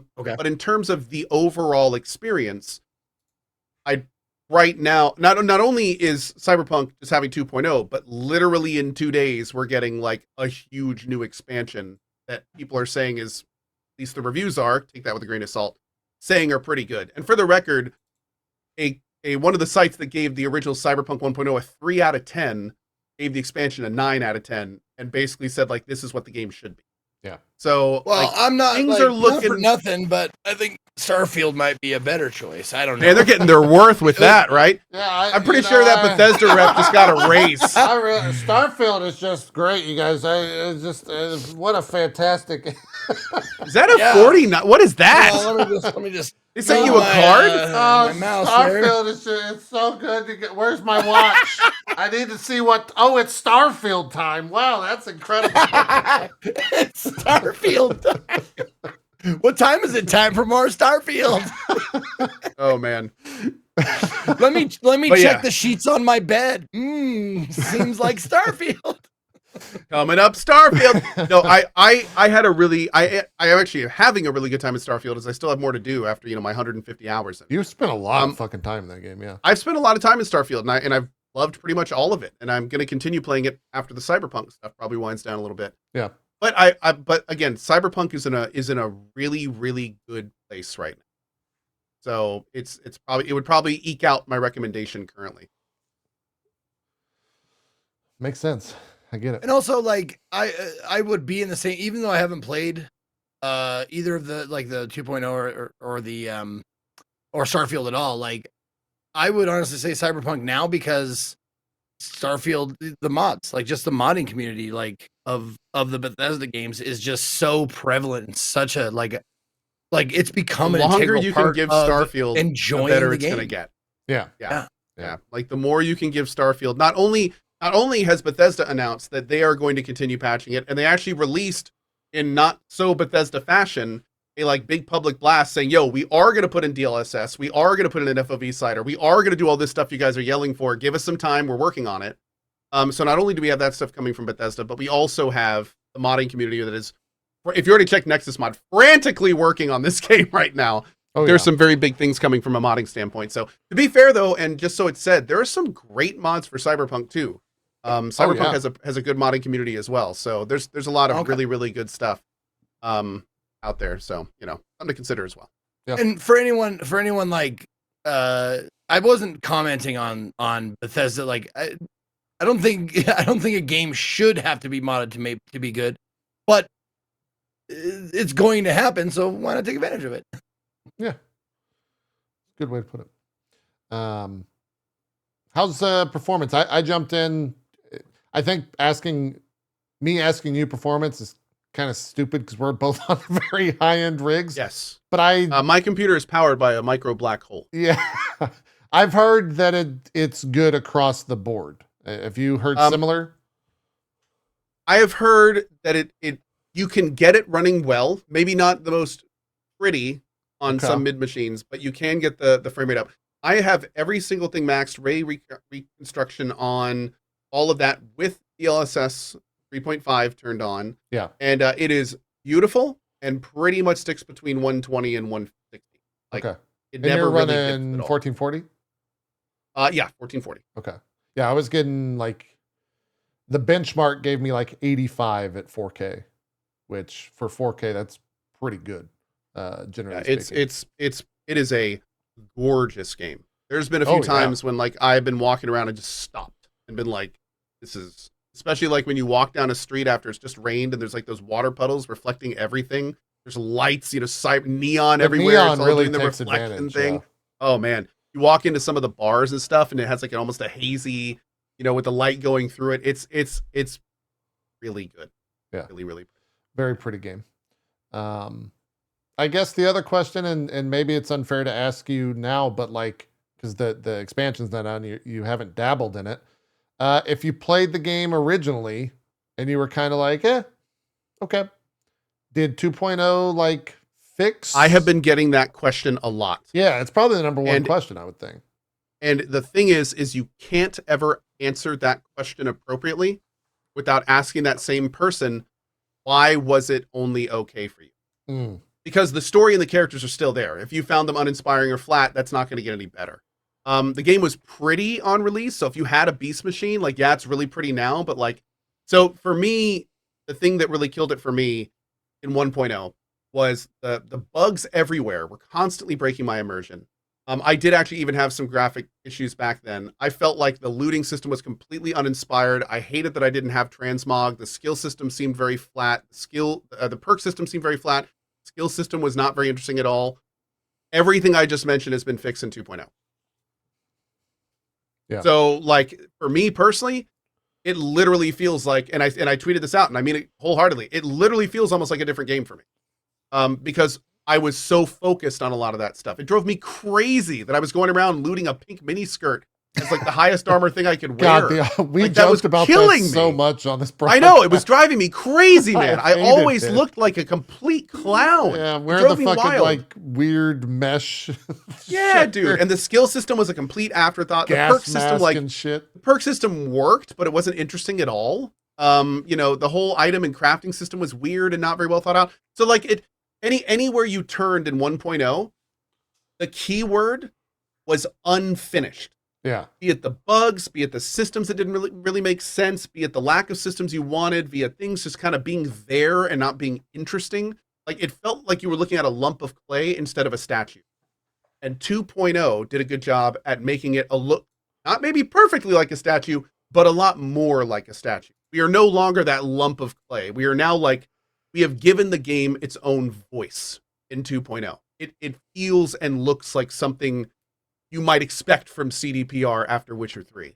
Where when it came out, again, it was more like it had a lot of tangents to No Man's, like a AAA No Man's Sky. Where 1.0 came out, and just like No Man's Sky releases like a collection of unfinished features, that's kind of what 1.0 was compared to 2.0. It was like a collection of stuff where it's like, I kind of see where you're going with this, but it's clearly not done. A lot of that feels done in 2.0. Cool. Yep. What do they specifically? What do they change in the crafting system? You said they touched on Crafting system has become a lot more basic and straightforward. So basically, any item you break down can become a T1 through 5 component. You can combine lower tier components into higher tier components. It's basically just the same stuff for everything. So if you want to build a new implant, if you want to update an iconic weapon, if you want to upgrade a cyber thing, like all of it is in these like nice little containers that you can find crafting components everywhere. It's a much more basic system, but frankly, with the size of this game, it works pretty great. Like, Cool. You just run around the city finding crafting components all the time. And since you're always needing them, especially in a new game, it's like they always have this kind of meaningful little dopamine of like, oh, T3 components, great. You know, I have like 5 things I can upgrade with these. Yeah. So it's become a lot more interesting. Now, even though it's been made a more basic system, it fits the game a lot. Well, I don't remember exactly why. I just remember hating the crafting system of the original. It was a little I can't rough. recall exactly what the reason was. It just didn't really. It was again. It's not very well thought out. Yeah. It didn't fit the world. It was just like a bunch of mechanics that have kind of worked in other games that they just kind of dropped in Cyberpunk, which is how a lot of the mechanics felt. Like, hey, we know this is an RPG thing. Like the item and weapon system being a perfect example. It's like, hey, we know that people love it when armor drops off people, so we're just going to do that here and just randomize it with our clothing and equipment. Yeah, well, that didn't work at all. That didn't fix Cyberpunk at all. Yeah. And you're in like this super futuristic city. You can't walk to a wardrobe and dress yourself. Like, that makes no sense. And now you absolutely can. You can walk around in your own transmog. Very rarely do this clothing have stats on it, but sometimes it does. So when you find something, it's like, oh, cool. Like, I can put this on now. I found an armor vest and it actually adds armor. Like, okay, I'll wear that, but I'll go and put like an awesome black blazer over it and, you know, put on some corpo pants and stuff and look like some kind of crazy cyber assassin. So Yeah. it's, again, it just fits the whole theme so much better now. Cool. The new game, what is the skills? What's like the character advancement in the new one? In the I'm sorry, real quick. I need to make a quick public disclaimer here. I only played 1.0 and 2.0. Oh, you never I'm played seeing the people. patches, I'm seeing people point out like, oh, you could do that since this patch and this patch. No, I only played 1.0 and 2.0. So I think I'm that's talking the same about for a that lot transition. of people. Yeah. I think that's the same for a lot of people. What were you saying? What's the new character advancement they're adding in the expansion? I The forget. relic skill tree. Yeah. So what they're what is basically that? doing is the relic chip. This is not, well, I don't want to spoil it. It's just a too new much. character advancement. Let's go with that. There is a certain mechanic in the game, and what they're doing is essentially making it so in the expansion, instead of that just being like this story thing, they're turning it into a skill tree. So, and those skill trees are a good way to think about it. Are kind of I don't want to call them ultimate abilities, but they're basically like adding super cool functionality to different aspects of the game that are kind of like one-time hit. Like you put 1 point in, you unlock this super cool thing you can do now. Cool. And I know what some of them are. I don't know what all of them are. But they're more kind of like little flavor things than like, a whole new line. So I still need to kind of sit down and go through all of them and see how they all work. But Cool. it looks pretty cool. Yeah. Makes sense. I'll probably jump back in. I think I'm going to try jump into the expansion thing. There were so many posts as well as like official posts of saying like, make a new game, don't use your old save.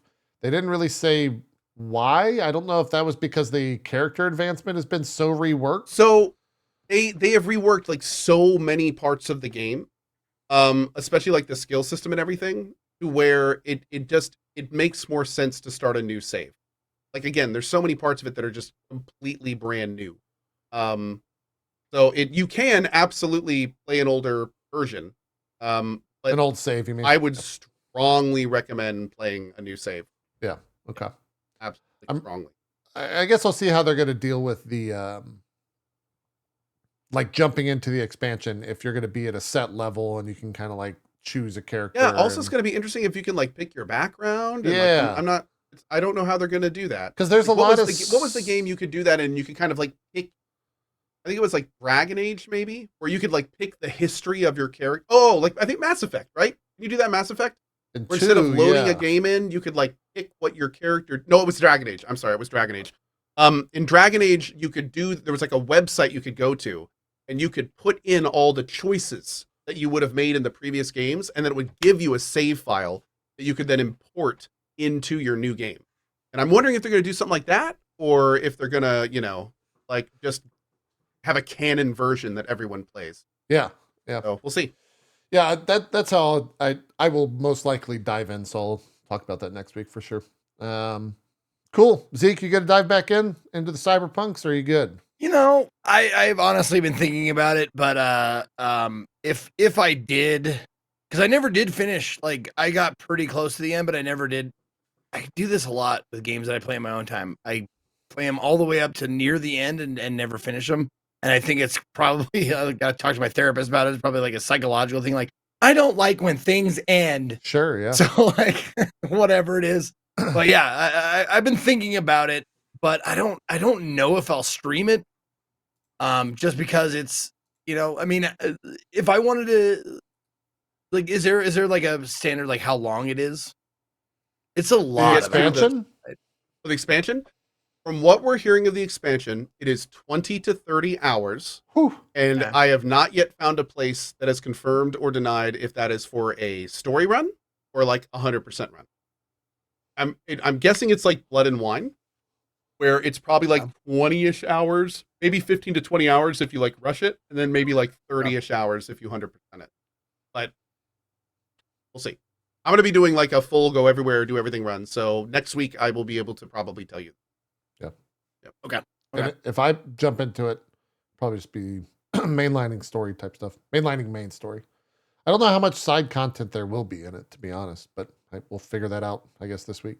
I just want to see Mr. Elba because he looks really fun in all the trailers they've put out. Dude, he made a surprise appearance at the big party last night and apparently blew a lot of people's minds. Oh, he just showed up at like a release party or something? Phantom Liberty, the big last Phantom Liberty tour party they were doing, and like went up on stage and like it was apparently really cool. Nice. Seems like a cool guy. He does. Cool guy. Yeah, he's a DJ as well. He's got a lot of weird things that you wouldn't expect a Hollywood actor like that to do. So cool stuff. We can talk about how good Liza P is if you want some more. Did you beat it? Dude, I have not beaten it. I think I'm pretty close to the end, but man, talk about a game that surprised me. Yeah, same here, dude. I mean, it's candidate Liza for P game is like of the a year. Souls game with a real story. It's like fucking sick. God oh man, damn. dude, it's so it's good. Great. I love the weapon customization system, and the combat always feels good, and the whole like lies and humanity system's fun. Like everything about it is just fun. It's just fun. Dude, I haven't had a dopamine hit like that from a game when you like beat a boss in a very long time. Like it is. Did you beat it? No. I am like halfway through chapter 9, which I've been told is like 70%, 65% of the game. What chapter am I on? Do you get a? It's if you go to the Stargazer thing, it'll it tells you. Top. Yeah, it says like the chapter. Oh, I have no idea. Oh my God, Code's gonna catch shit for insinuating DS games don't have a story. They don't have a story. They have world lore. That's a totally different thing. They don't have a story. They've got Vata video that you can go watch. Everyone. There you go. Absolutely. No, I mean, hey, Dark Soul, all Souls-like games from Software, one of a literal poster child in terms of gaming for amazing world lore and being able to divulge actual story-like elements with world lore. Yeah. But I mean, there's no story in those games. Very loose. It's never what they've been about. It's not what those games are about. So yeah, it's it's not what. But that's what I'm saying. Lies of P is like that, but like with a story. Like you feel like you're playing through a story in Lies of P, which is super cool. It reminds me of the Surge. If you like, I know a lot of people don't like it, but Surge 2 particularly. Like I loved that about that game, where you actually felt like you were moving through like events and stuff, which was fun. Yeah. So I'm trying to check like my achievements or something. See if I can see there, but I have no idea where I am. I played 31 hours, but I've loved it. So. Describe color of boss that you last killed. And then I'll be able to tell you right out of the gate if you're further than I am. Did you fight the swamp monster? Yeah. Okay, that was the last major boss I killed. He was fun. Yeah, I enjoyed him. I liked him a lot. Yeah, I enjoyed every boss I fought in that game. I've liked. They're all great. I also love, and slight spoiler. If you remember, you asked me at some point, like about like what boss you're on, or did you fight this guy or something, and I was like, I don't want to spoil anything because I want you to have that moment. I don't know if you had the same moment I did on a couple bosses where it's like, oh man, I beat him. Oh God, there's a whole nother round. Yeah, no, that happened on Swamp fucking guy. I was just like, it was like second try, and I'm like, oh my God, that was so. What the fuck? Yep. Oh, good. There's the much harder version of it. I didn't get an achievement, and there's a cutscene playing right now. And later you can kind of detect it because you'll notice like there's some bosses where you're hitting them like one time for light attack, and it's like this nice big chunk of the bar, and you immediately are like, oh, this isn't it. Yeah. This is just the first phase. Ah. Yeah. It is. I'm on chapter 11. Thank you, Kinjara. Okay. All right. Yeah. 11. So that's. Yeah. I think. Chapter 11 is apparently the longest chapter, and it's very long, but it's close to the end. I'm looking forward to returning to Lies of P. I had to kind of put everything on pause for Cyberpunk. I want to get my game as ready as I can for the expansion. I'm starting a new game. So like all of my streams have been Cyberpunk in trying to prep for that.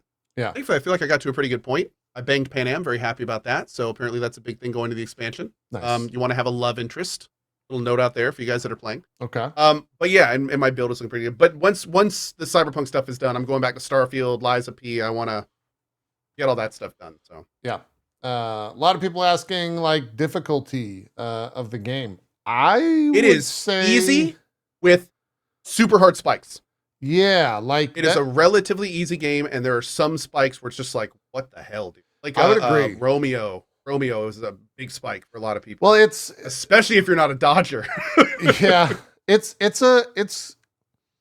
like the between bosses, the levels are like fine and balanced, and then the boss is generally like pretty hard, and then the levels are fine, and then you get a pretty hard boss like the Romeo, the fight that you just referenced is probably like the second big difficulty spike, and then after you fight the blue dude, Bane, let's go with that. The blue dude, Bane guy. I don't know what happened in QA or from a developer point of view. The area after that is fucking crazy difficult. Like it just skyrockets up the difficulty going through just normal mobs where they just have 5 times crazy the combos HP and big abilities and a lot of HP. Like crazy combos and like massive amounts of elites. And then it kind of like it's diving back down. I don't know if my weapons have like matched the level of the enemies I'm fighting, or I'm just hitting harder. I was told you're using the scythe I'm now? using no. I'm using the special katana weapon. Oh, It has okay. like the weird parry, and Is that good? It's a lot different. Yeah. It's a very interesting weapon. Anytime you left attack, he moves left and right naturally. So you're constantly like moving in the fight, and then the charge up attack, he goes, and then it dings. And if you can time the ding with an enemy attack, it parries it. So it's like wow. it's almost like playing a different game in some ways. Like it changes up how the mechanics are done, but at the same time, it hits pretty hard. So it's a very interesting weapon, and it's a very techie weapon that I'm definitely not using to its full potential, but it's a lot of fun. So, yeah, I've been using. So is that Dex based then? Is that or whatever the Dex equivalent technique? Yeah, technique based. You got it. I've been playing strength or motivity, full motivity with the blue dude's greatsword, and it's. You should try the Thor's hammer and the puppet axe are apparently amazing. I have both those, but I've only used the special weapons. I haven't the special weapons being boss weapons. I haven't used any of the like base weapons ever since I got them. It's incredibly slow. So much like little babies will come up and fight me, and I'm like, well, I can't hit these guys. They're attacking me too fast.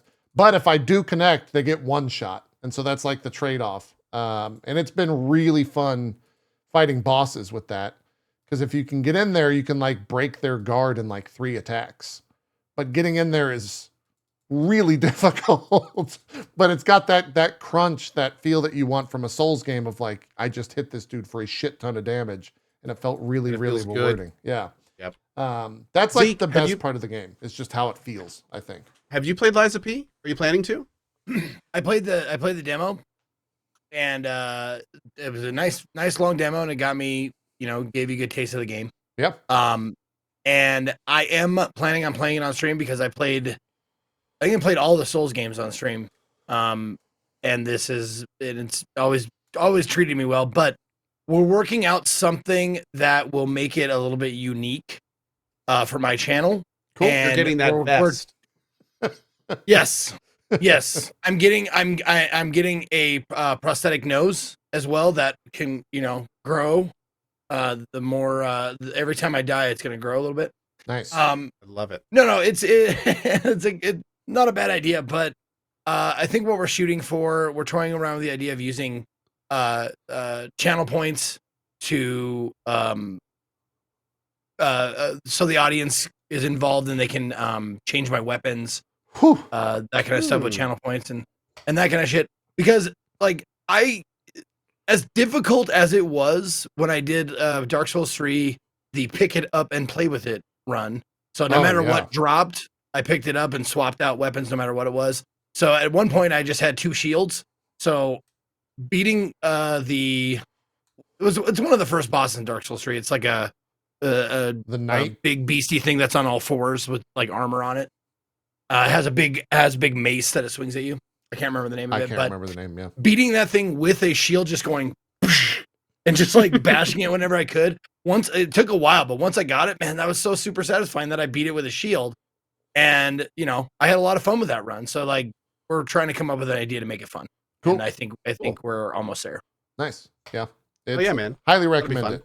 Vord. Thank you, Vord. That's the name of the boss. I think that game will very much be involved in end of the year discussions. Crazy enough, during my playthrough, I had numerous times when I would look into chat after major events and see people in chat just kind of haphazardly off the cuff being like, oh yeah, that's why this is my game of the year so far.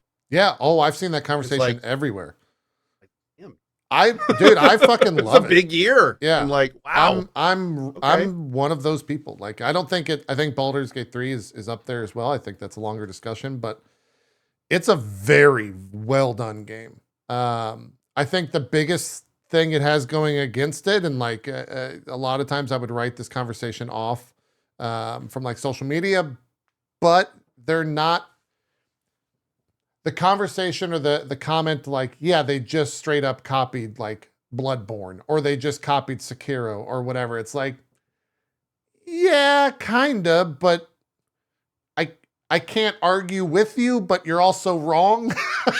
Like, it's hard because they didn't really, it does differentiate itself from all of those games. But at the same time, they're not really doing anything like groundbreaking. Yeah, I agree. It's the template of the game. Here's the way I kind of see it. So I wouldn't quite differentiate it as much as this because this game was kind of iconic for what it did. But Hades, at the end of the day, is just a roguelite. But it's a super well-made, awesome roguelite that does a lot of things in its own flavor and style that make it super really interesting and why it won Game of the Year for like literally hundreds of publications and for people. Yeah. I kind of feel that way about Lies of P. It's like it literally in a lot of ways, like 70 to 80% Bloodborne specifically. Like you can tell that there's like a meta game of a general Souls-like and even more angled towards Bloodborne and some of the mechanics it uses. But at the same time, everything it does well. It's pretty. It doesn't have a lot of bugs. It does have a lot of unique systems, like the weapon hilt and swap. Yeah, so like it's just a great iteration on a common theme, and that absolutely is Game of the Year worthy. If like absolutely, I mean that's pushing the genres forward in a lot of ways. Yeah. So, and there's no question that even Souls-like games could learn something from Lies of P, which is a big deal when you think about how many of those and how prevalent that type of genre is. I think one thing it does miles better than any FromSoft game has ever done is performance-wise. It is just I'm getting like 200 FPS, 4K, looks fucking incredible, has RTX, shadows look good, everything just runs and looks fantastic. And that can't be said for a lot of From Software games. I think if I booted up Elden Ring right now, I would still struggle to get 60 in some of those fights. It's tough for sure, but it runs very, very well, and so you have to give credit for that. Very, very solid game. A great surprise too. I mean, Oh, I played the demo. I played the demo, and I was like, "Yeah, this will probably be pretty fun. I'm looking forward to it." And then I played the game, and I was like, "This is awesome."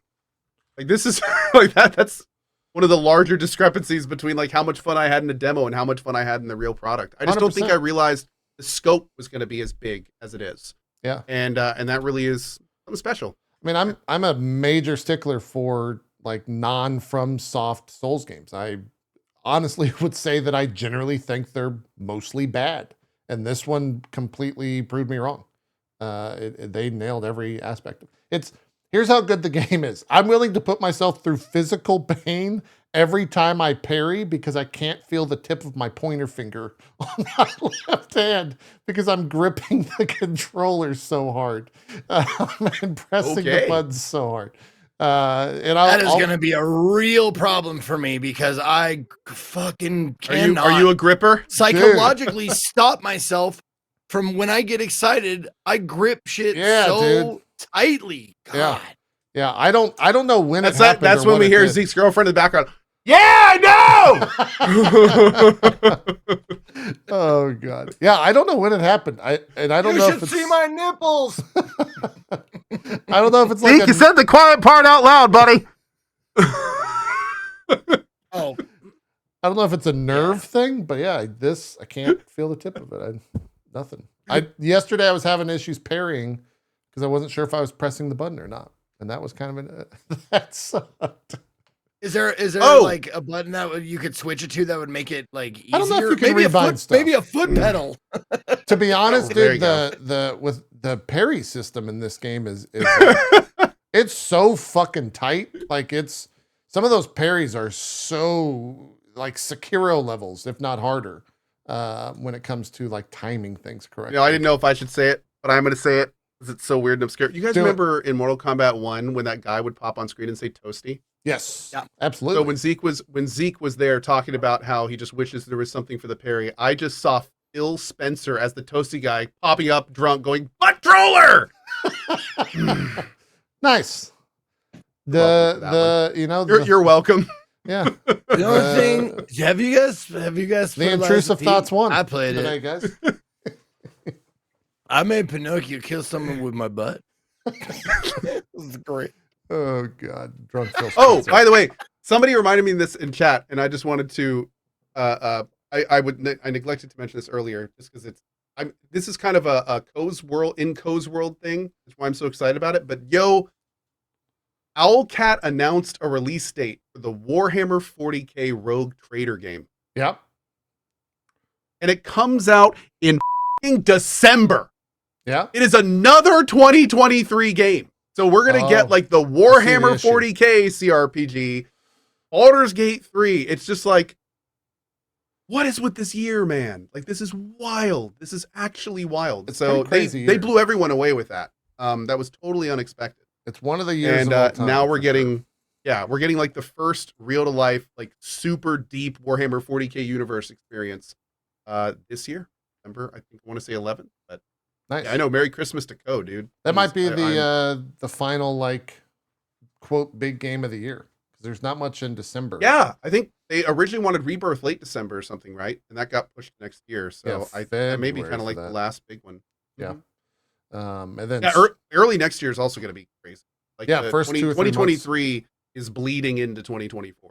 Absolutely. No question. Yeah. Yeah, Lies P, play it. It's good. It's on Game Pass. Zeke mentioned a demo. It is no longer available on a demo.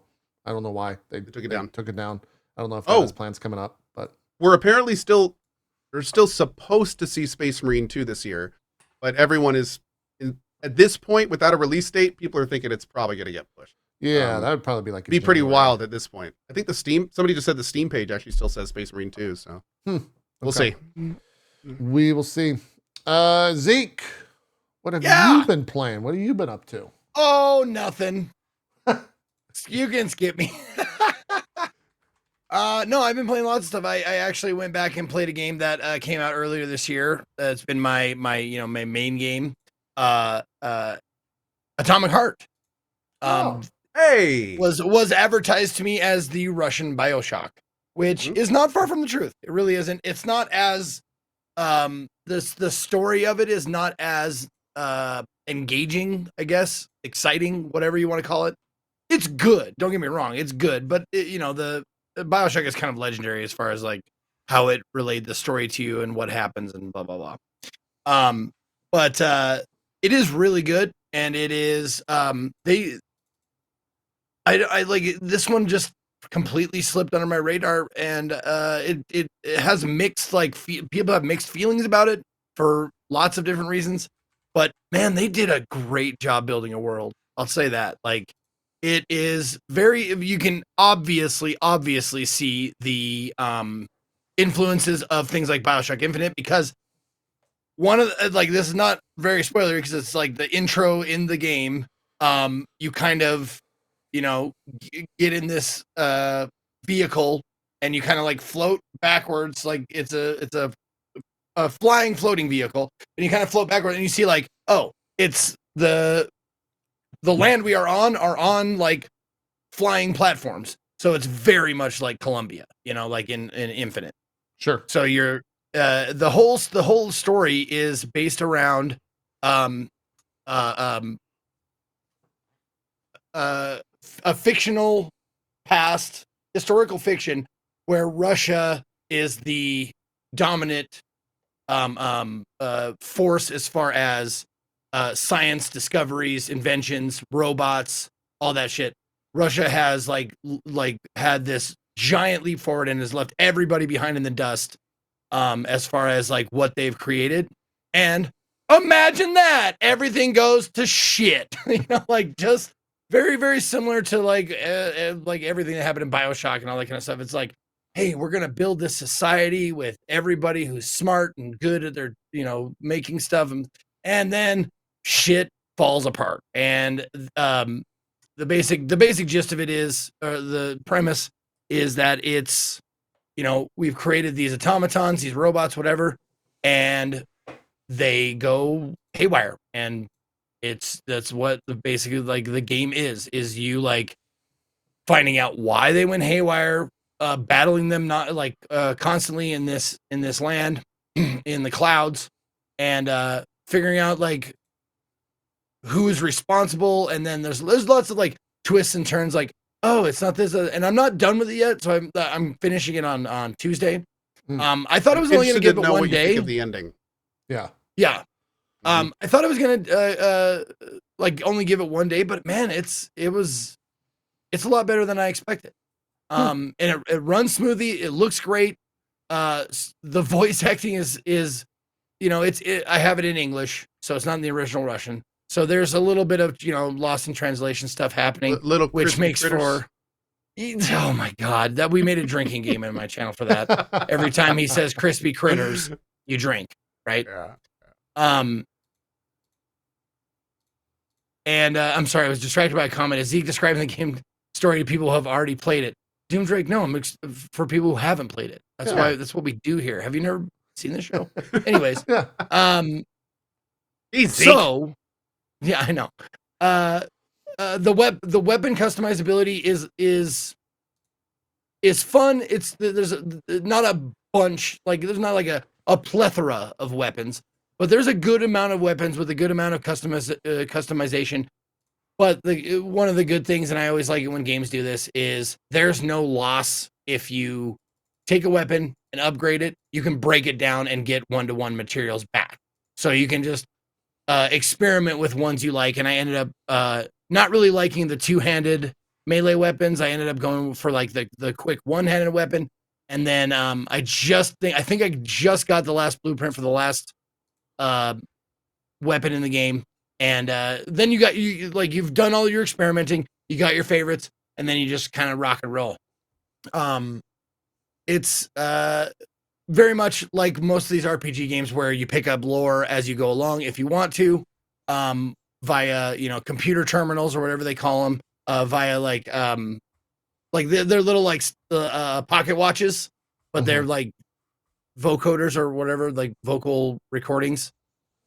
Stuff like that. So you pick up stuff along the way. The one thing I do want to mention that is pretty unique is the looting system, as far as you don't have to open every single drawer. When it works, it's really cool. You do this you do a handout thing and the tentacles come out of your hand because you have implants. Loot vacuum. And Yeah. it's exactly, you suck up all the loot. So like when you point your hand at like a big thing of drawers, all the drawers like that you're pointing at, they go and all of them open up and they fly to you. So like the looting system has become like, it's kind of fun to do it. It is a little like glitchy from time to time, but it's all in all, it's really fun. After playing probably 20 hours of Baldur's Gate, where it was mostly me just looting things, I'd love a mod where I just walk into a room in Baldur's I will say Gate the I just loot stick my vacuum- hand out and get everything. The loot vacuum idea is frankly like looting QOL on overdrive. Yeah. It is an awesome premise. I wish in Cyberpunk that after I've killed 10 people, You just do that. and then I have to go by and hit F on their corpse and their gun next to them. If I could just walk up, hold down Oh, you have F, to do just- the gun too? Oh, everything. Oh, Starfield was nice because it included the gun in their body. Yeah. So Huh. I think that QL is something we could definitely see more of in games. I thought it was great as well. Yeah. Zeke, did you meet the fridge? What are your thoughts on the fridge? Dude, the sex fridge is one of my The sex favorite, like out of the clear blue sky. I'm like, okay, this is going to be a gritty, not post-apocalyptic, but very, like look at the screen right now. It's like, busted out, bombed out, like kind of things. And then you meet this red, like Coca-Cola fridge that is just horny on main for an undiscernible reason. I don't know why they did it, other than it is fucking hilarious and it's awesome. It is so goddamn funny, like to hear this, like, because the fridge is where you upgrade your weapons, you upgrade your not plasmids, whatever those are called. You upgrade those. Your what's spells? Just spells, man. They're spells. Well, no, the MacGuffin material. I can't remember what it's called. It's I don't even remember myself. the goop, whatever the fucking goop is called. That's what you get like to upgrade your stuff. Your abilities, rather, like weapons, you collect pieces. Polymers, thank you, that's what it is, a polymer. And polymers you collect to upgrade your own stuff, which you get like your standard, like a lot of the standards, like shock. You get shock. You get telekinesis. You get frost. You get all kinds of like different stuff, and that's what the polymers are for that, and the pieces are for weapons. So you get it's a little bit of a customizable gameplay loop. But like what is like I said, what has kept me interested is the world they've built and how they've really done a very good job of fleshing it out and make you feel like you're actually there. And this is actually, it's a believable environment, even if the fucking lines, dude. It's supposed to be set in the 50s, like, fictional history 50s. Yeah. And they say some like I don't know if it's a localization problem or if they like whatever, but they do some like anachronistic statements that's like get some or like stuff that you would say in like the 90s or the early 2000s. You're just like, they weren't saying get some in the 50s, dude. Like they weren't saying it, and if they were saying get some supper or something like that. They weren't saying like it's just a lot of colloquialisms that are kind of feel out of place. And the thing I don't think it fits, but I fucking love it, and I'm glad they left it in. Is the main character? He swears a lot for no reason. Oh yeah, he's very verbose. I remember that being a weird point of the game too. Like he'll frequently use terms like scumfuck for like just popular, just to pepper in that vulgarity. It's popular in the 50s. Why not, right? Yeah. But I mean, it kind of pulls you out of immersion wise. It pulls you out a little bit, but it's funny enough and kind of like it's a little absurd that you kind of start digging it, which I did. But yeah, the game is great. I'm playing it on easy. Because I wanted to. Because you're not a real gamer. That's true. Yes, I'm not a real gamer, and because I wanted to. One of the first questions I asked when I was booting up the game. Okay, we're gonna play this. I'm gonna ask you guys a question: is the combat satisfying and like a star of the show? And almost unanimously, they're like, nah, not really. It's good. It's there. It's fine, but you don't need to. It's not like technical enough to make it feel good to win a tough battle. And I was like, okay, whatever. I remember conversations of like Bullet Sponge on harder difficulties. Yeah, that's exactly what I heard too. And I'm like, okay, fine. I'm just gonna play it on easy then. And I have been, and it's been fun. And the thing is, like, there were a couple of bosses and encounters where I was like, man, I can't fucking imagine how this would be on normal or hard. Christ, it would have taken me forever because even on easy, this guy was a pain in the ass. So like, I'm glad I did it, and we're gonna actually like, I'm not stuck on a section for hours at a time. So I'm actually, I feel like I'm making steady progress. I'm gonna get through it by the next time I stream it. And try the DLC. Yeah. No, I'm just gonna do the main game for now. This game had DLC.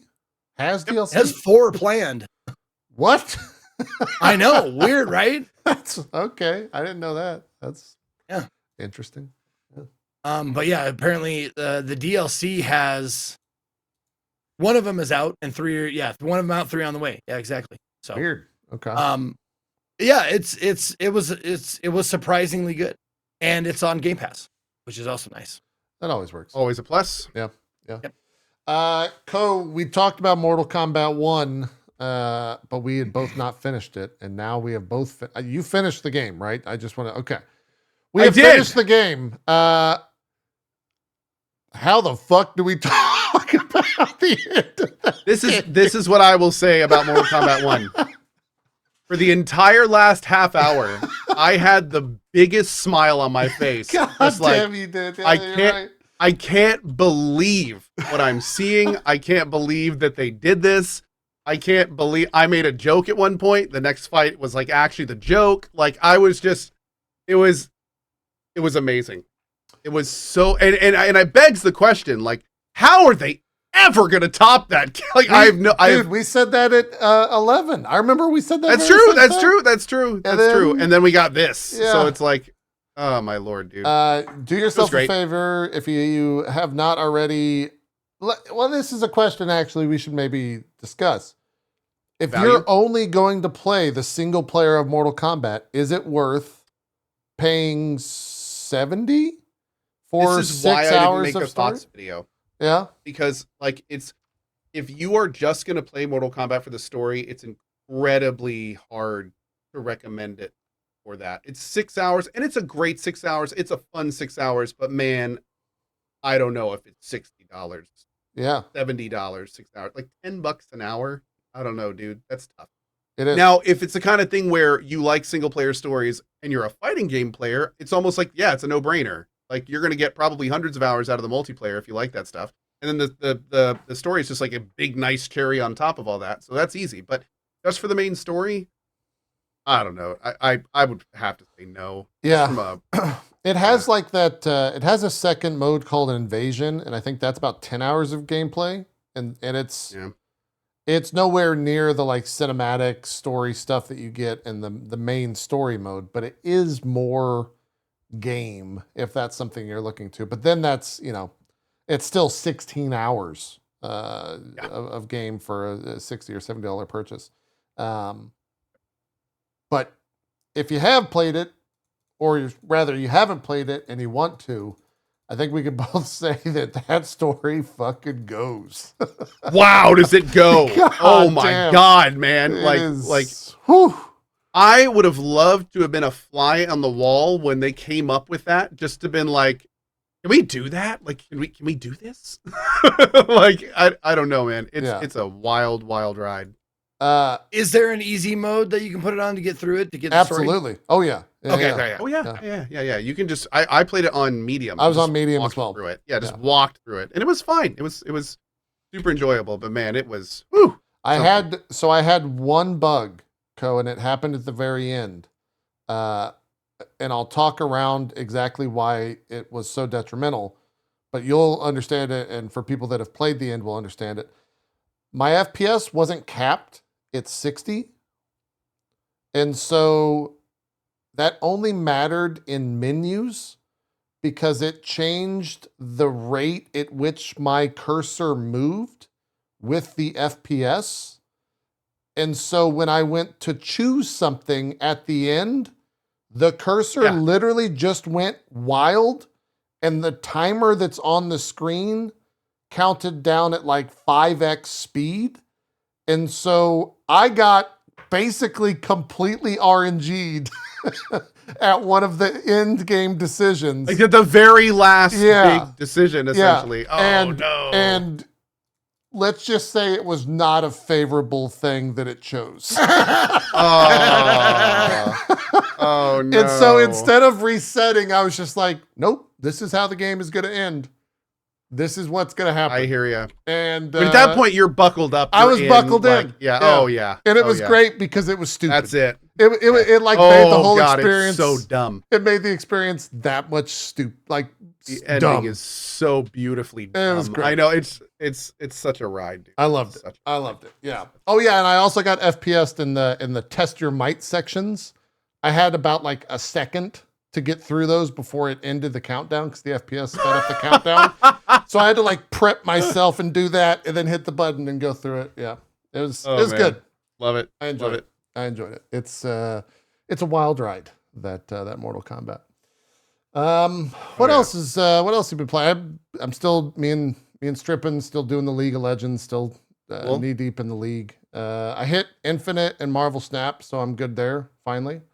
Congratulations. I'm now the 74,000 player in Marvel Snap. That changes like every minute because there's like a full on leaderboard once you get into Infinite. Oh, wow. Which is pretty sick. There you go, man.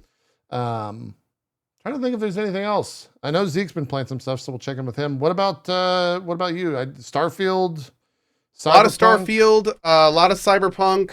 Got a lot of Cyberpunk this week. We're returning to Starfield, and yeah, man, like that's all the big stuff. That's all the big stuff. Any sponsored stuff that you've been doing? I'm looking through your. Me and Dan played Trine 5 and Synced. Okay. I think we already talked about those. Just like random little games we were looking at there, and I don't think there's anything else. I'll scroll through this. Am I done with Lies of P? Not yet.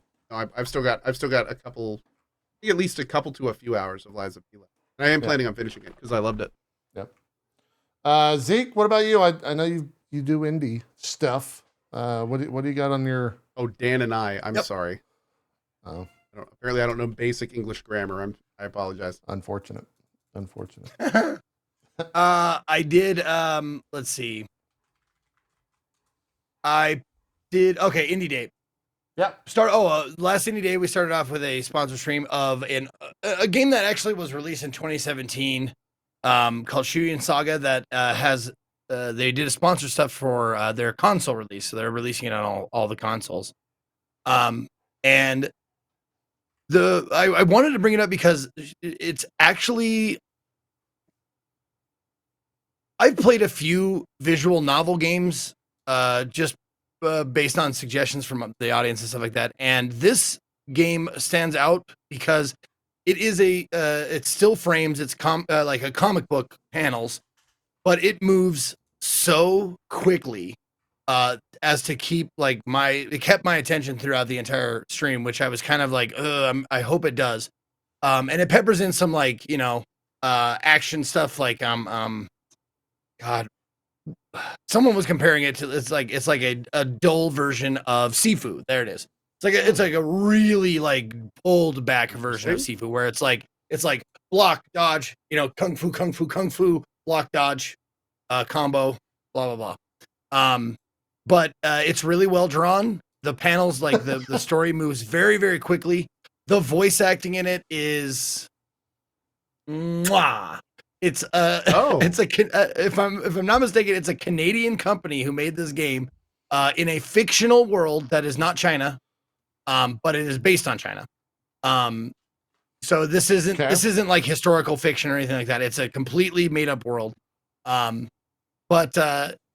it's modeled after whatever era in China this is. The non-gunpowder era, pre-gunpowder era. Where everything is martial arts, kung fu, and hand-to-hand weapons. So, is Tom Cruise in this? Is the last? No, he's not. He is. Okay. They left that part out. However, almost every character in the game, besides the main character, who's played by the actor who played Lana Lang in was it Lois and Clark? No, not Lois and Clark. In Smallville. The gal who played Lana Lang.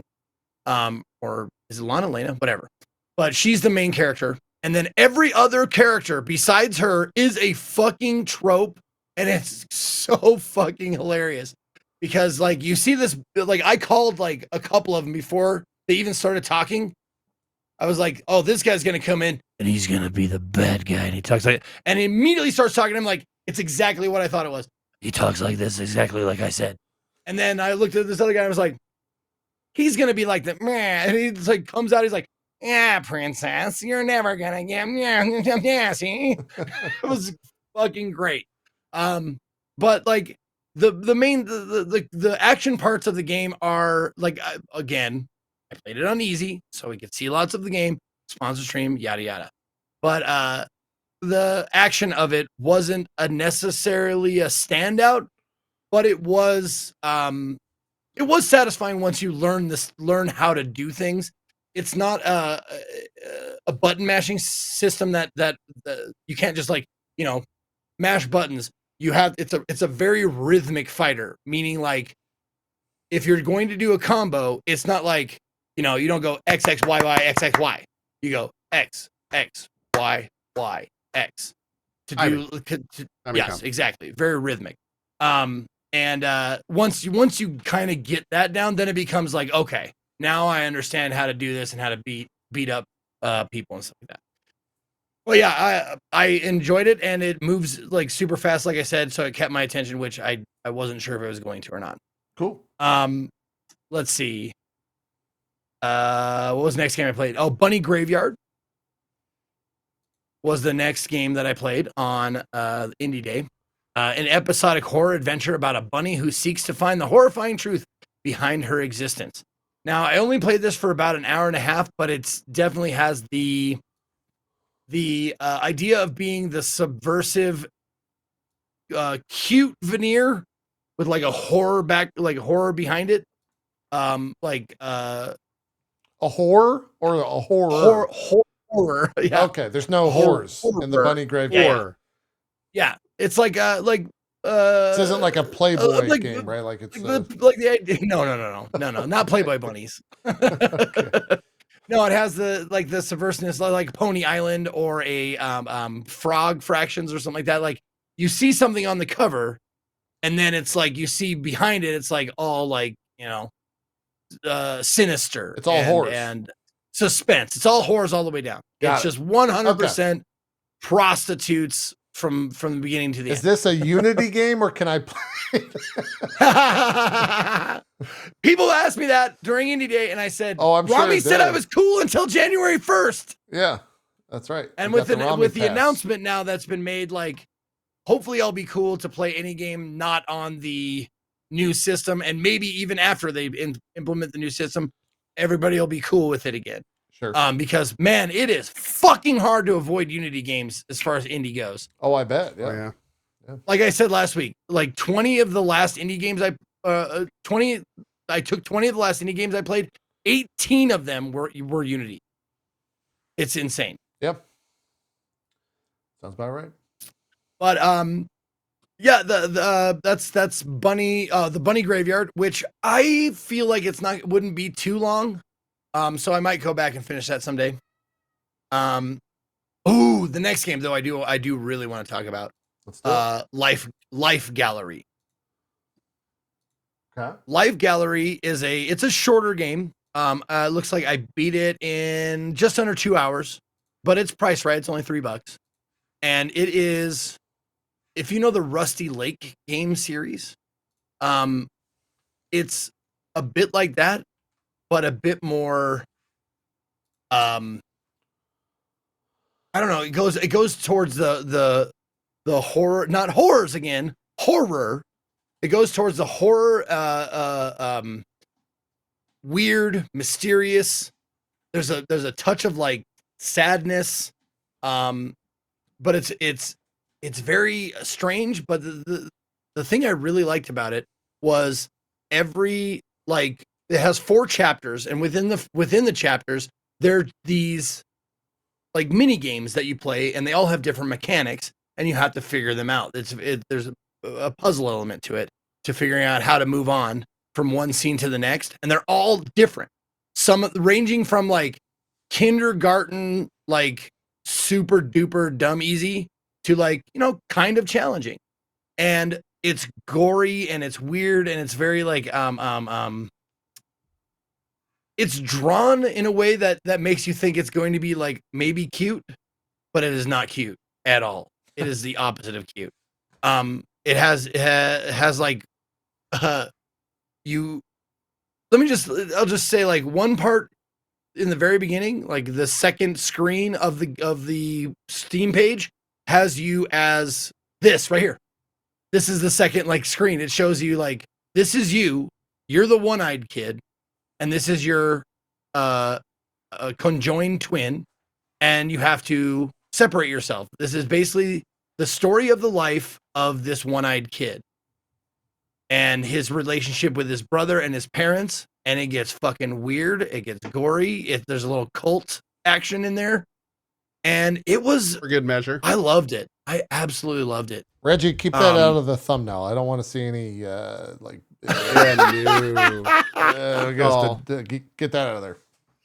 No, and Flare Knock is one of my favorite comments, and Reggie's gonna be like, the crew separates babies this week on Drop Frames. Dude, he's good. He's done some.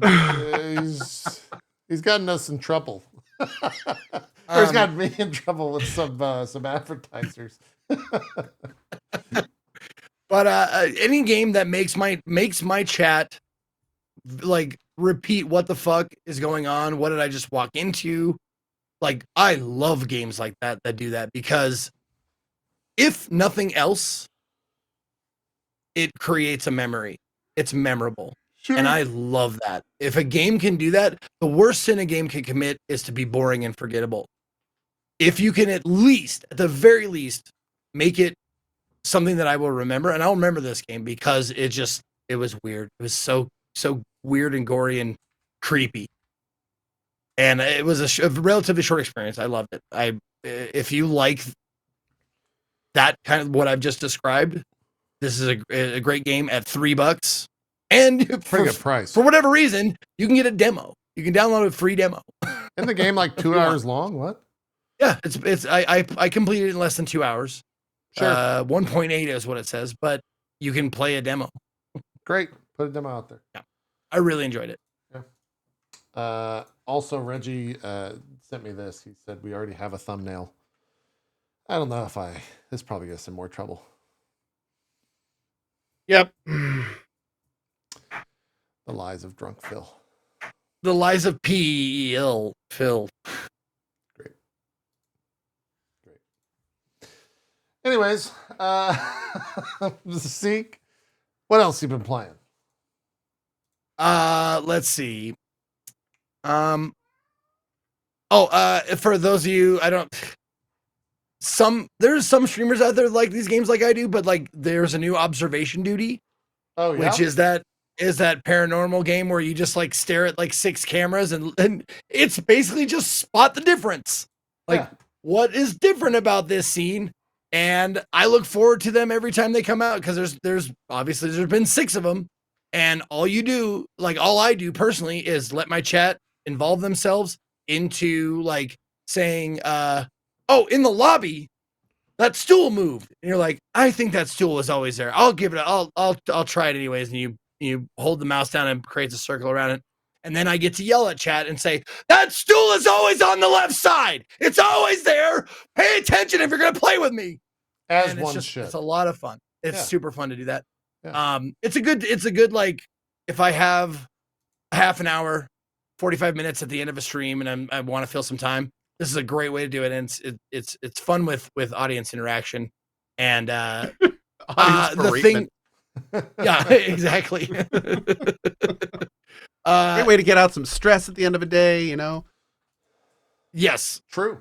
I'm just waiting for, because they have, I guess they have said that a hard mode is coming. And that's because we kind of like, we didn't, like, there's a couple of levels that we had to do over again, but for the most part, it was pretty easy, going the first time we did it through. So I'm waiting for the hard mode to come out so we can play them again. And when it's actually like, because you have to survive for 6 in-game hours, which is, I'm not sure exactly how long it is, but you can see like the minutes tick down. It's definitely not right 6 real on the hours. bottom left. So like a minute is like a little over a second, maybe 2 seconds, something like that. Yeah. So like you have to do 6 in-game hours. And if you, as long as you don't accrue too many anomalies, then you live, you win the level. If you accrue like 4, they give you a warning. They're like, there's too many anomalies. And then if you get your 5th one, game over. So that's the basic gist of the game. The reason why I like it so much and it's so much fun, not only because of, Twitch audience interaction, but because like, it's not just objects. Sometimes they have like ghosts and intruders and like people doing like weird, wacky shit. It can be creepy and it can be funny at the same time. And I played through all of them, so they're doing something right. And it's not terribly expensive if I remember correctly. Cool. $12. Yeah. All right. Yeah, this game's popped up. Oh, there's Huge Man. Huge Man. You found him. This game's popped up. He's a trope or a meme throughout the entire like last few observation games. Huge Man is something like we have looked forward to. Like when the game came out, I was like, I hope Huge Man's in it. And there he is. You found him. I think your community has bled over into mine in terms of trying to get me to play this for Community Day because it pops up pretty much monthly as one of the games that people can vote on, but it has not won yet. So I have not danced with this just yet. I think I'm gonna. It's pretty chill. It's mouse only, so it's pretty easy. I think this. What am I? Holo Cure, the VTuber Vampire Survivor game. I think that's what's gonna win this month. And for your community game, gotcha. Yeah. Armored Core 6 could win though, so I could finally check that. Oh, dude, that game's great. Yeah, I might check it. It's actually great. Or Yeah. HoloCure. HoloCure's Oh, ahead by 10 HoloCure, votes. save the fans. Yeah, it's ahead by 10 I votes see. at the moment. So we'll see what happens. You can go vote if you want. It's Nice little plug. it was on my list, but I saw anytime I see a game that's free, it's super sus. Like it's like fuck, Does it it's a do free to play marketing game, which for, means it's the crap Hollow team? or it's MTX. Yeah, I don't know, Co, if it does. I think that isn't it a VTuber Vampire Survivor though? Isn't that what Funny that enough, is? I've actually heard it's pretty good. Yeah, no, so, I've heard it's You know, take that for what it is. Oh! overwhelmingly positive. 20,000 people. That's There you go. why it's a fan game. Yeah, That's why, because they're probably using copywritten like stuff. yeah. Like HoloLive other fan games, Indonesia like- is here. Yeah. There you go. Okay. That's the latest thing. I completely forgot this. It's relevant to us and also Rami, funny enough. They announced a new EDF at Tokyo Game Show. They put out a trailer for it. Oh, Yeah. So Really? we got to do that. we might have to get Rami on there. my. The trailer is the campiest thing I have ever seen. Even for I think EDF. that's like, it's 100% the point. Yeah, though, isn't it? even for like Yeah, that's- EDF, it's like, man, they know what they're doing. Like they get this this thing. The trailer they ends halfway understand their through. audience. Yeah, the trailer ends halfway through, and then the Marines sing to you on the other half. There we go. So That is perfect. yeah, Earth Defense Force is if you don't know what EDF is, Yeah.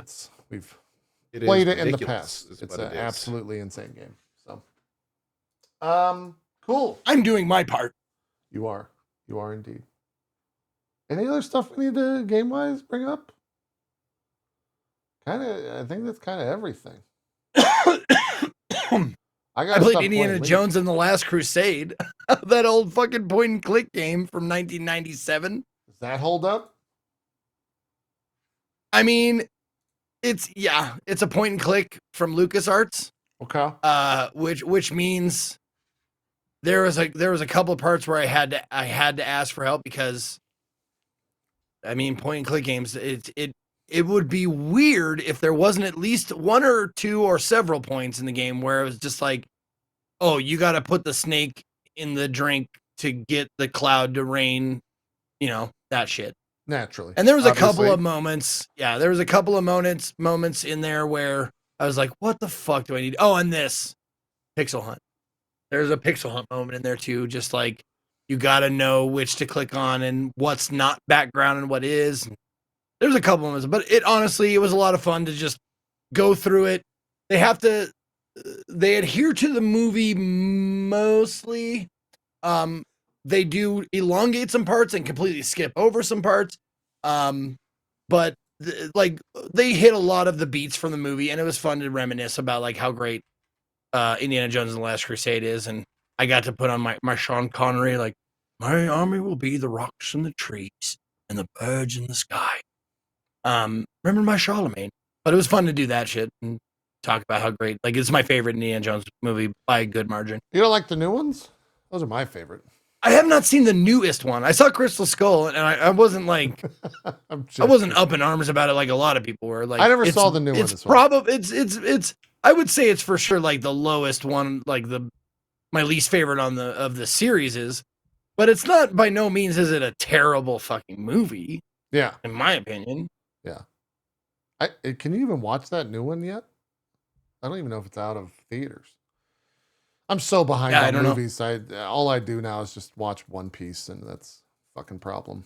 I don't watch anything else. It's just No, but the thing is, like, I I got understand. 700 more fucking episodes to get through, and I hate my life. I understand how people like get really protective of intellectual properties that they really like a lot, and they don't like to see them. But I very, very seldom. I can't even think of one off the top of my head of an intellectual property, character, story, whatever, that I have that much reverence for, that a new story added onto it would make me like upset. Yeah, we call that pulling a 76. Is that yours? What is your cardinal sin of liking a game? I'm trying to think what mine is. Maybe Kingdom Hearts. Oh, I'd say that's I'd beloved. Well, when you say cardinal sin, do you mean like in terms of What's the game like that the newer you ones? enjoy and will defend to your death, but other people will always fight you on type deal? Or it doesn't even have to be a game. It could be any IP. Oh man. There's like Now, are we I'm a big talking Deus guilty Ex guy. pleasures, or are we talking about like it's this kind game of, is actually good? Because Kingdom, like, are you saying that it's the kind of thing where you argue it's good, but most people think it's bad? Is that what we're talking about? Yeah. Outward. Really? I thought Outward had a pretty cult following. Absolutely love Outward. Well, I guess that's the It's a thing. cult yeah, following. that's Exactly. So funny enough, I Dumbass. think cult following kind of plays into what you're talking about. But Yeah. you know, like Outward, I think is a good example. Games like Outward. You know, I have a lot of games that I think have really good, fun things in them, but people would argue are garbage. I would say Elix. I'll say it for you. Elix 1. Elix 2. Elix 1 was another good example. Yeah. Yep, for sure. I don't know. I really liked Final Fantasy 15. I know a lot of people absolutely hated that one. Oh, People said it's the worst in the franchise. I know liked it. Mass Effect Andromeda. I'll say here's my answer for you because of how much disdain I have for this game. Okay. Days Gone. Oh, okay, that's fair. I like Days Gone. You really enjoyed Days Gone. I thought it was a lot of fun. Days I did. Gone. I did. Yep. I did not. It took me a long time to get into it, but I ended up really liking it. Yeah. I think how do you say this name? Reciprocal said Andromeda, Mass Effect's Andromeda. Yeah. Oh, I would say that. I would say like Andromeda. I played it before I heard anything about it. I was like, that was pretty good. And everybody's like, this is fucking terrible. Like, it's not though. It's not that bad. It's really not that bad. If you played it on it had a lot of issues on release. Yeah. That they thankfully fixed up pretty quick, but it had some issues. I don't know. No, I mean, okay. But that's the thing. Like, I have been doing indie day for however long, and like technical shit is I have a huge forgiveness for like if the mouth doesn't match. It's like it's funny to me. It doesn't necessarily lessen my enjoyment of the game if there are glitches or it seems like it's not 100% polished or even made well. Like that doesn't much bother me. It's the story and the gameplay that really get me, and it had those. It had good story and gameplay for me. I agree. I think with Andromeda, it was the dichotomy between it not being that good of a game and having all that stuff you're talking about, and the fact that it was the next Mass Effect. I think that's where the real breakdown was. It's one thing to expect that from like an indie company or, you know, a company's first game kind of thing, but the fact that was all that stuff you're talking about was in the next Mass Effect game, I think was driving people crazy. Yeah. Like, because everyone knew the company could do 10 times better. They just didn't. So, you know, it was a mismanaging of expectations. Yeah. Makes sense. And if you're fine with that kind of game, like me and you are, it's kind of like, yeah, it's still, you know, fine game. Had some of the best companion side quests, in my opinion, out of the franchise. There's some good stuff in there. But, you know, if you were expecting a Mass Effect game, it was kind of garbage in a lot of ways. So moving to a different topic before I forget. I want to play Party Animals and I want to play with people. Do you guys have any interest in that at all? Because Party Animals was all over Twitch for a little bit. I would say it still is. Yeah. We can play whenever. Yeah. I'm done. I am unfortunately taken with Cyberpunk and stuff right now, but later at some point I'd love to. Yeah. Okay. Definitely down. Everything I've seen of it looks super fun. So definitely. When are we gonna do that Dark Urge run? Me? Yeah, me and you. We're gonna do that Dark Urge run. Oh, yes, we are. I don't know. We need to at some point though, for sure. Yeah. It's gonna. The more time we can give Baldur's Gate, the better. Because that team, oh my god, dude! You want to talk about a team like committed to making their game perfect? They're releasing like giant patches every 2 weeks, thousands and thousands and thousands of bugs getting fixed all the time. It's wild, dude. Here's this for me. I think everyone has their own personal barometers on like if a game is good or bad and how good a game is. My wife started a second playthrough of Baldur's Gate 3 last night. She does not play games a second time, let alone a day after finishing it. That's crazy. How that game is. Good game. So yeah, that says a lot for me with where Baldur's Gate is, and I'm So proud of her. somewhat jealous. I'm somewhat. Well, here's the crazy fucking part. She got through Act 1 in 5 hours. What? Yeah. She didn't know what was like the game. And so she just did the main quest and was like, "Oh yeah, I'm in like Act 2, I guess." And I go, "But you just started yesterday." And she's like, "Well, yeah, I went to the Druid, and then they told me to go to the Goblins, and then after that I went westward." Oh. And I'm like, "What Well, the to fuck?" be fair, you do pick up the main quest like pretty goddamn quick if you don't talk to anybody else. Yeah. Last night she texted me and she goes, "Oh my God, I found the Bones guy." And I go, "What do you mean?" And she goes, "Yeah, I found Bones in a dungeon. I didn't realize that's where he's at." I'm like, "Wait, what?" Oh, it's amazing. Pretty important part of your camp system. And you just kind of overlooked it. Well, yeah. it. She's just like, "Hey, he just showed up in my camp generally. I didn't know how he was there." So it's crazy. I love it. It's wild. Anyways, let's wrap. Let's call it a show. We're filling for time. Next week, what do we got going on? Probably Cyberpunk. Probably finish up Lies of P. We'll have final thoughts on that from me and Co. We'll rope in a guest.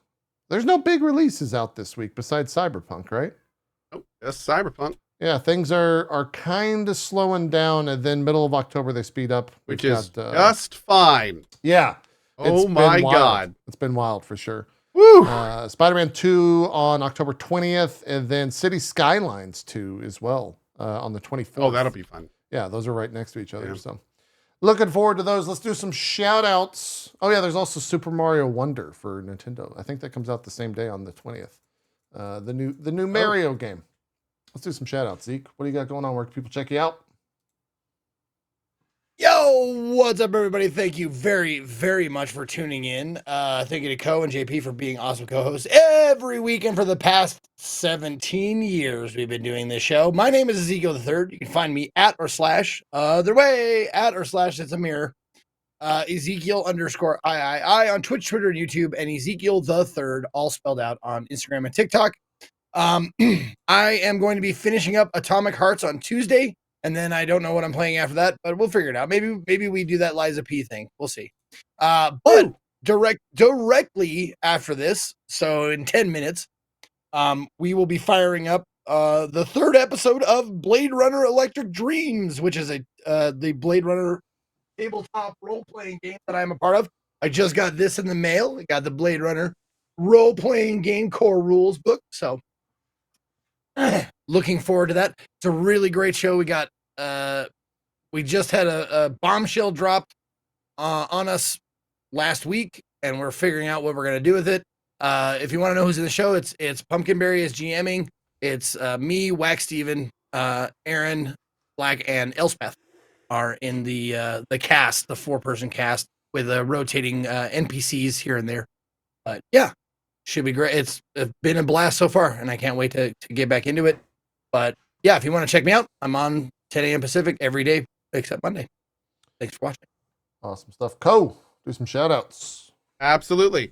Hi, everybody. My name is Co. As always, big thanks to JP and Zeke. Another fun week. Tomorrow at 8 a.m. ET, a day early, we're going to be taking a look at Cyberpunk Phantom Liberty. Extremely excited to do this. I'm hearing great things about it. Our character is just about to be wrapped up. We'll actually be returning to that tonight, probably around 7 p.m. Get a final couple hours in. I would love to complete the Judy quest line. I don't know if we're going to have time to do that. We're going to try to get like a bunch of crafting stuff, get all set up so we can just dive in for probably at least a few days of all day streaming and see everything that Phantom Liberty has to offer. So if you would like to join us tomorrow at 8 a.m., I'd love to see you there. On that note, if I don't see you on the channel, I will see you next week here on Drop Frames, and thanks for watching. Awesome stuff. That's it. Like I said, we'll grab a guest most likely for next week. Maybe someone who's been playing Cyber. I think we wanted to try to get someone that's played Cyberpunk for the first time, but that might be hard. I wonder if I know some Cyberpunk, people. Liza P or Starfield. Yeah, I know. Did Burke I wonder if Burke finished Cyberpunk the first time through. I don't know. Also, be fun to get Dan back on. Yeah, we might just get Dan. And, I like yeah, me and some Cyberpunk. Dan. Dan's a good guy. Mhm. Maybe we'll just hit up Dan. I thought about having him on this week, but I have not yet really heard, now that he's kind of done with it, his thoughts on Starfield. As a Bethesda fanboy, that'd be interesting to hear. yeah, I'll hit him up. I was going to ask him to be on today, but I was like, is 30 minutes too little time to be on the show? then the show started and it was too late. Anyways, that's it. We'll probably try to get Dan on for next week. Thank you so much for watching Drop Frames. You can find the VOD in about 45-ish over at youtube.com/itmeJP, or you can grab it on podcast platforms where available. We're out of here. We'll see you next week. Another episode Sunday, 1 p.m. Eastern.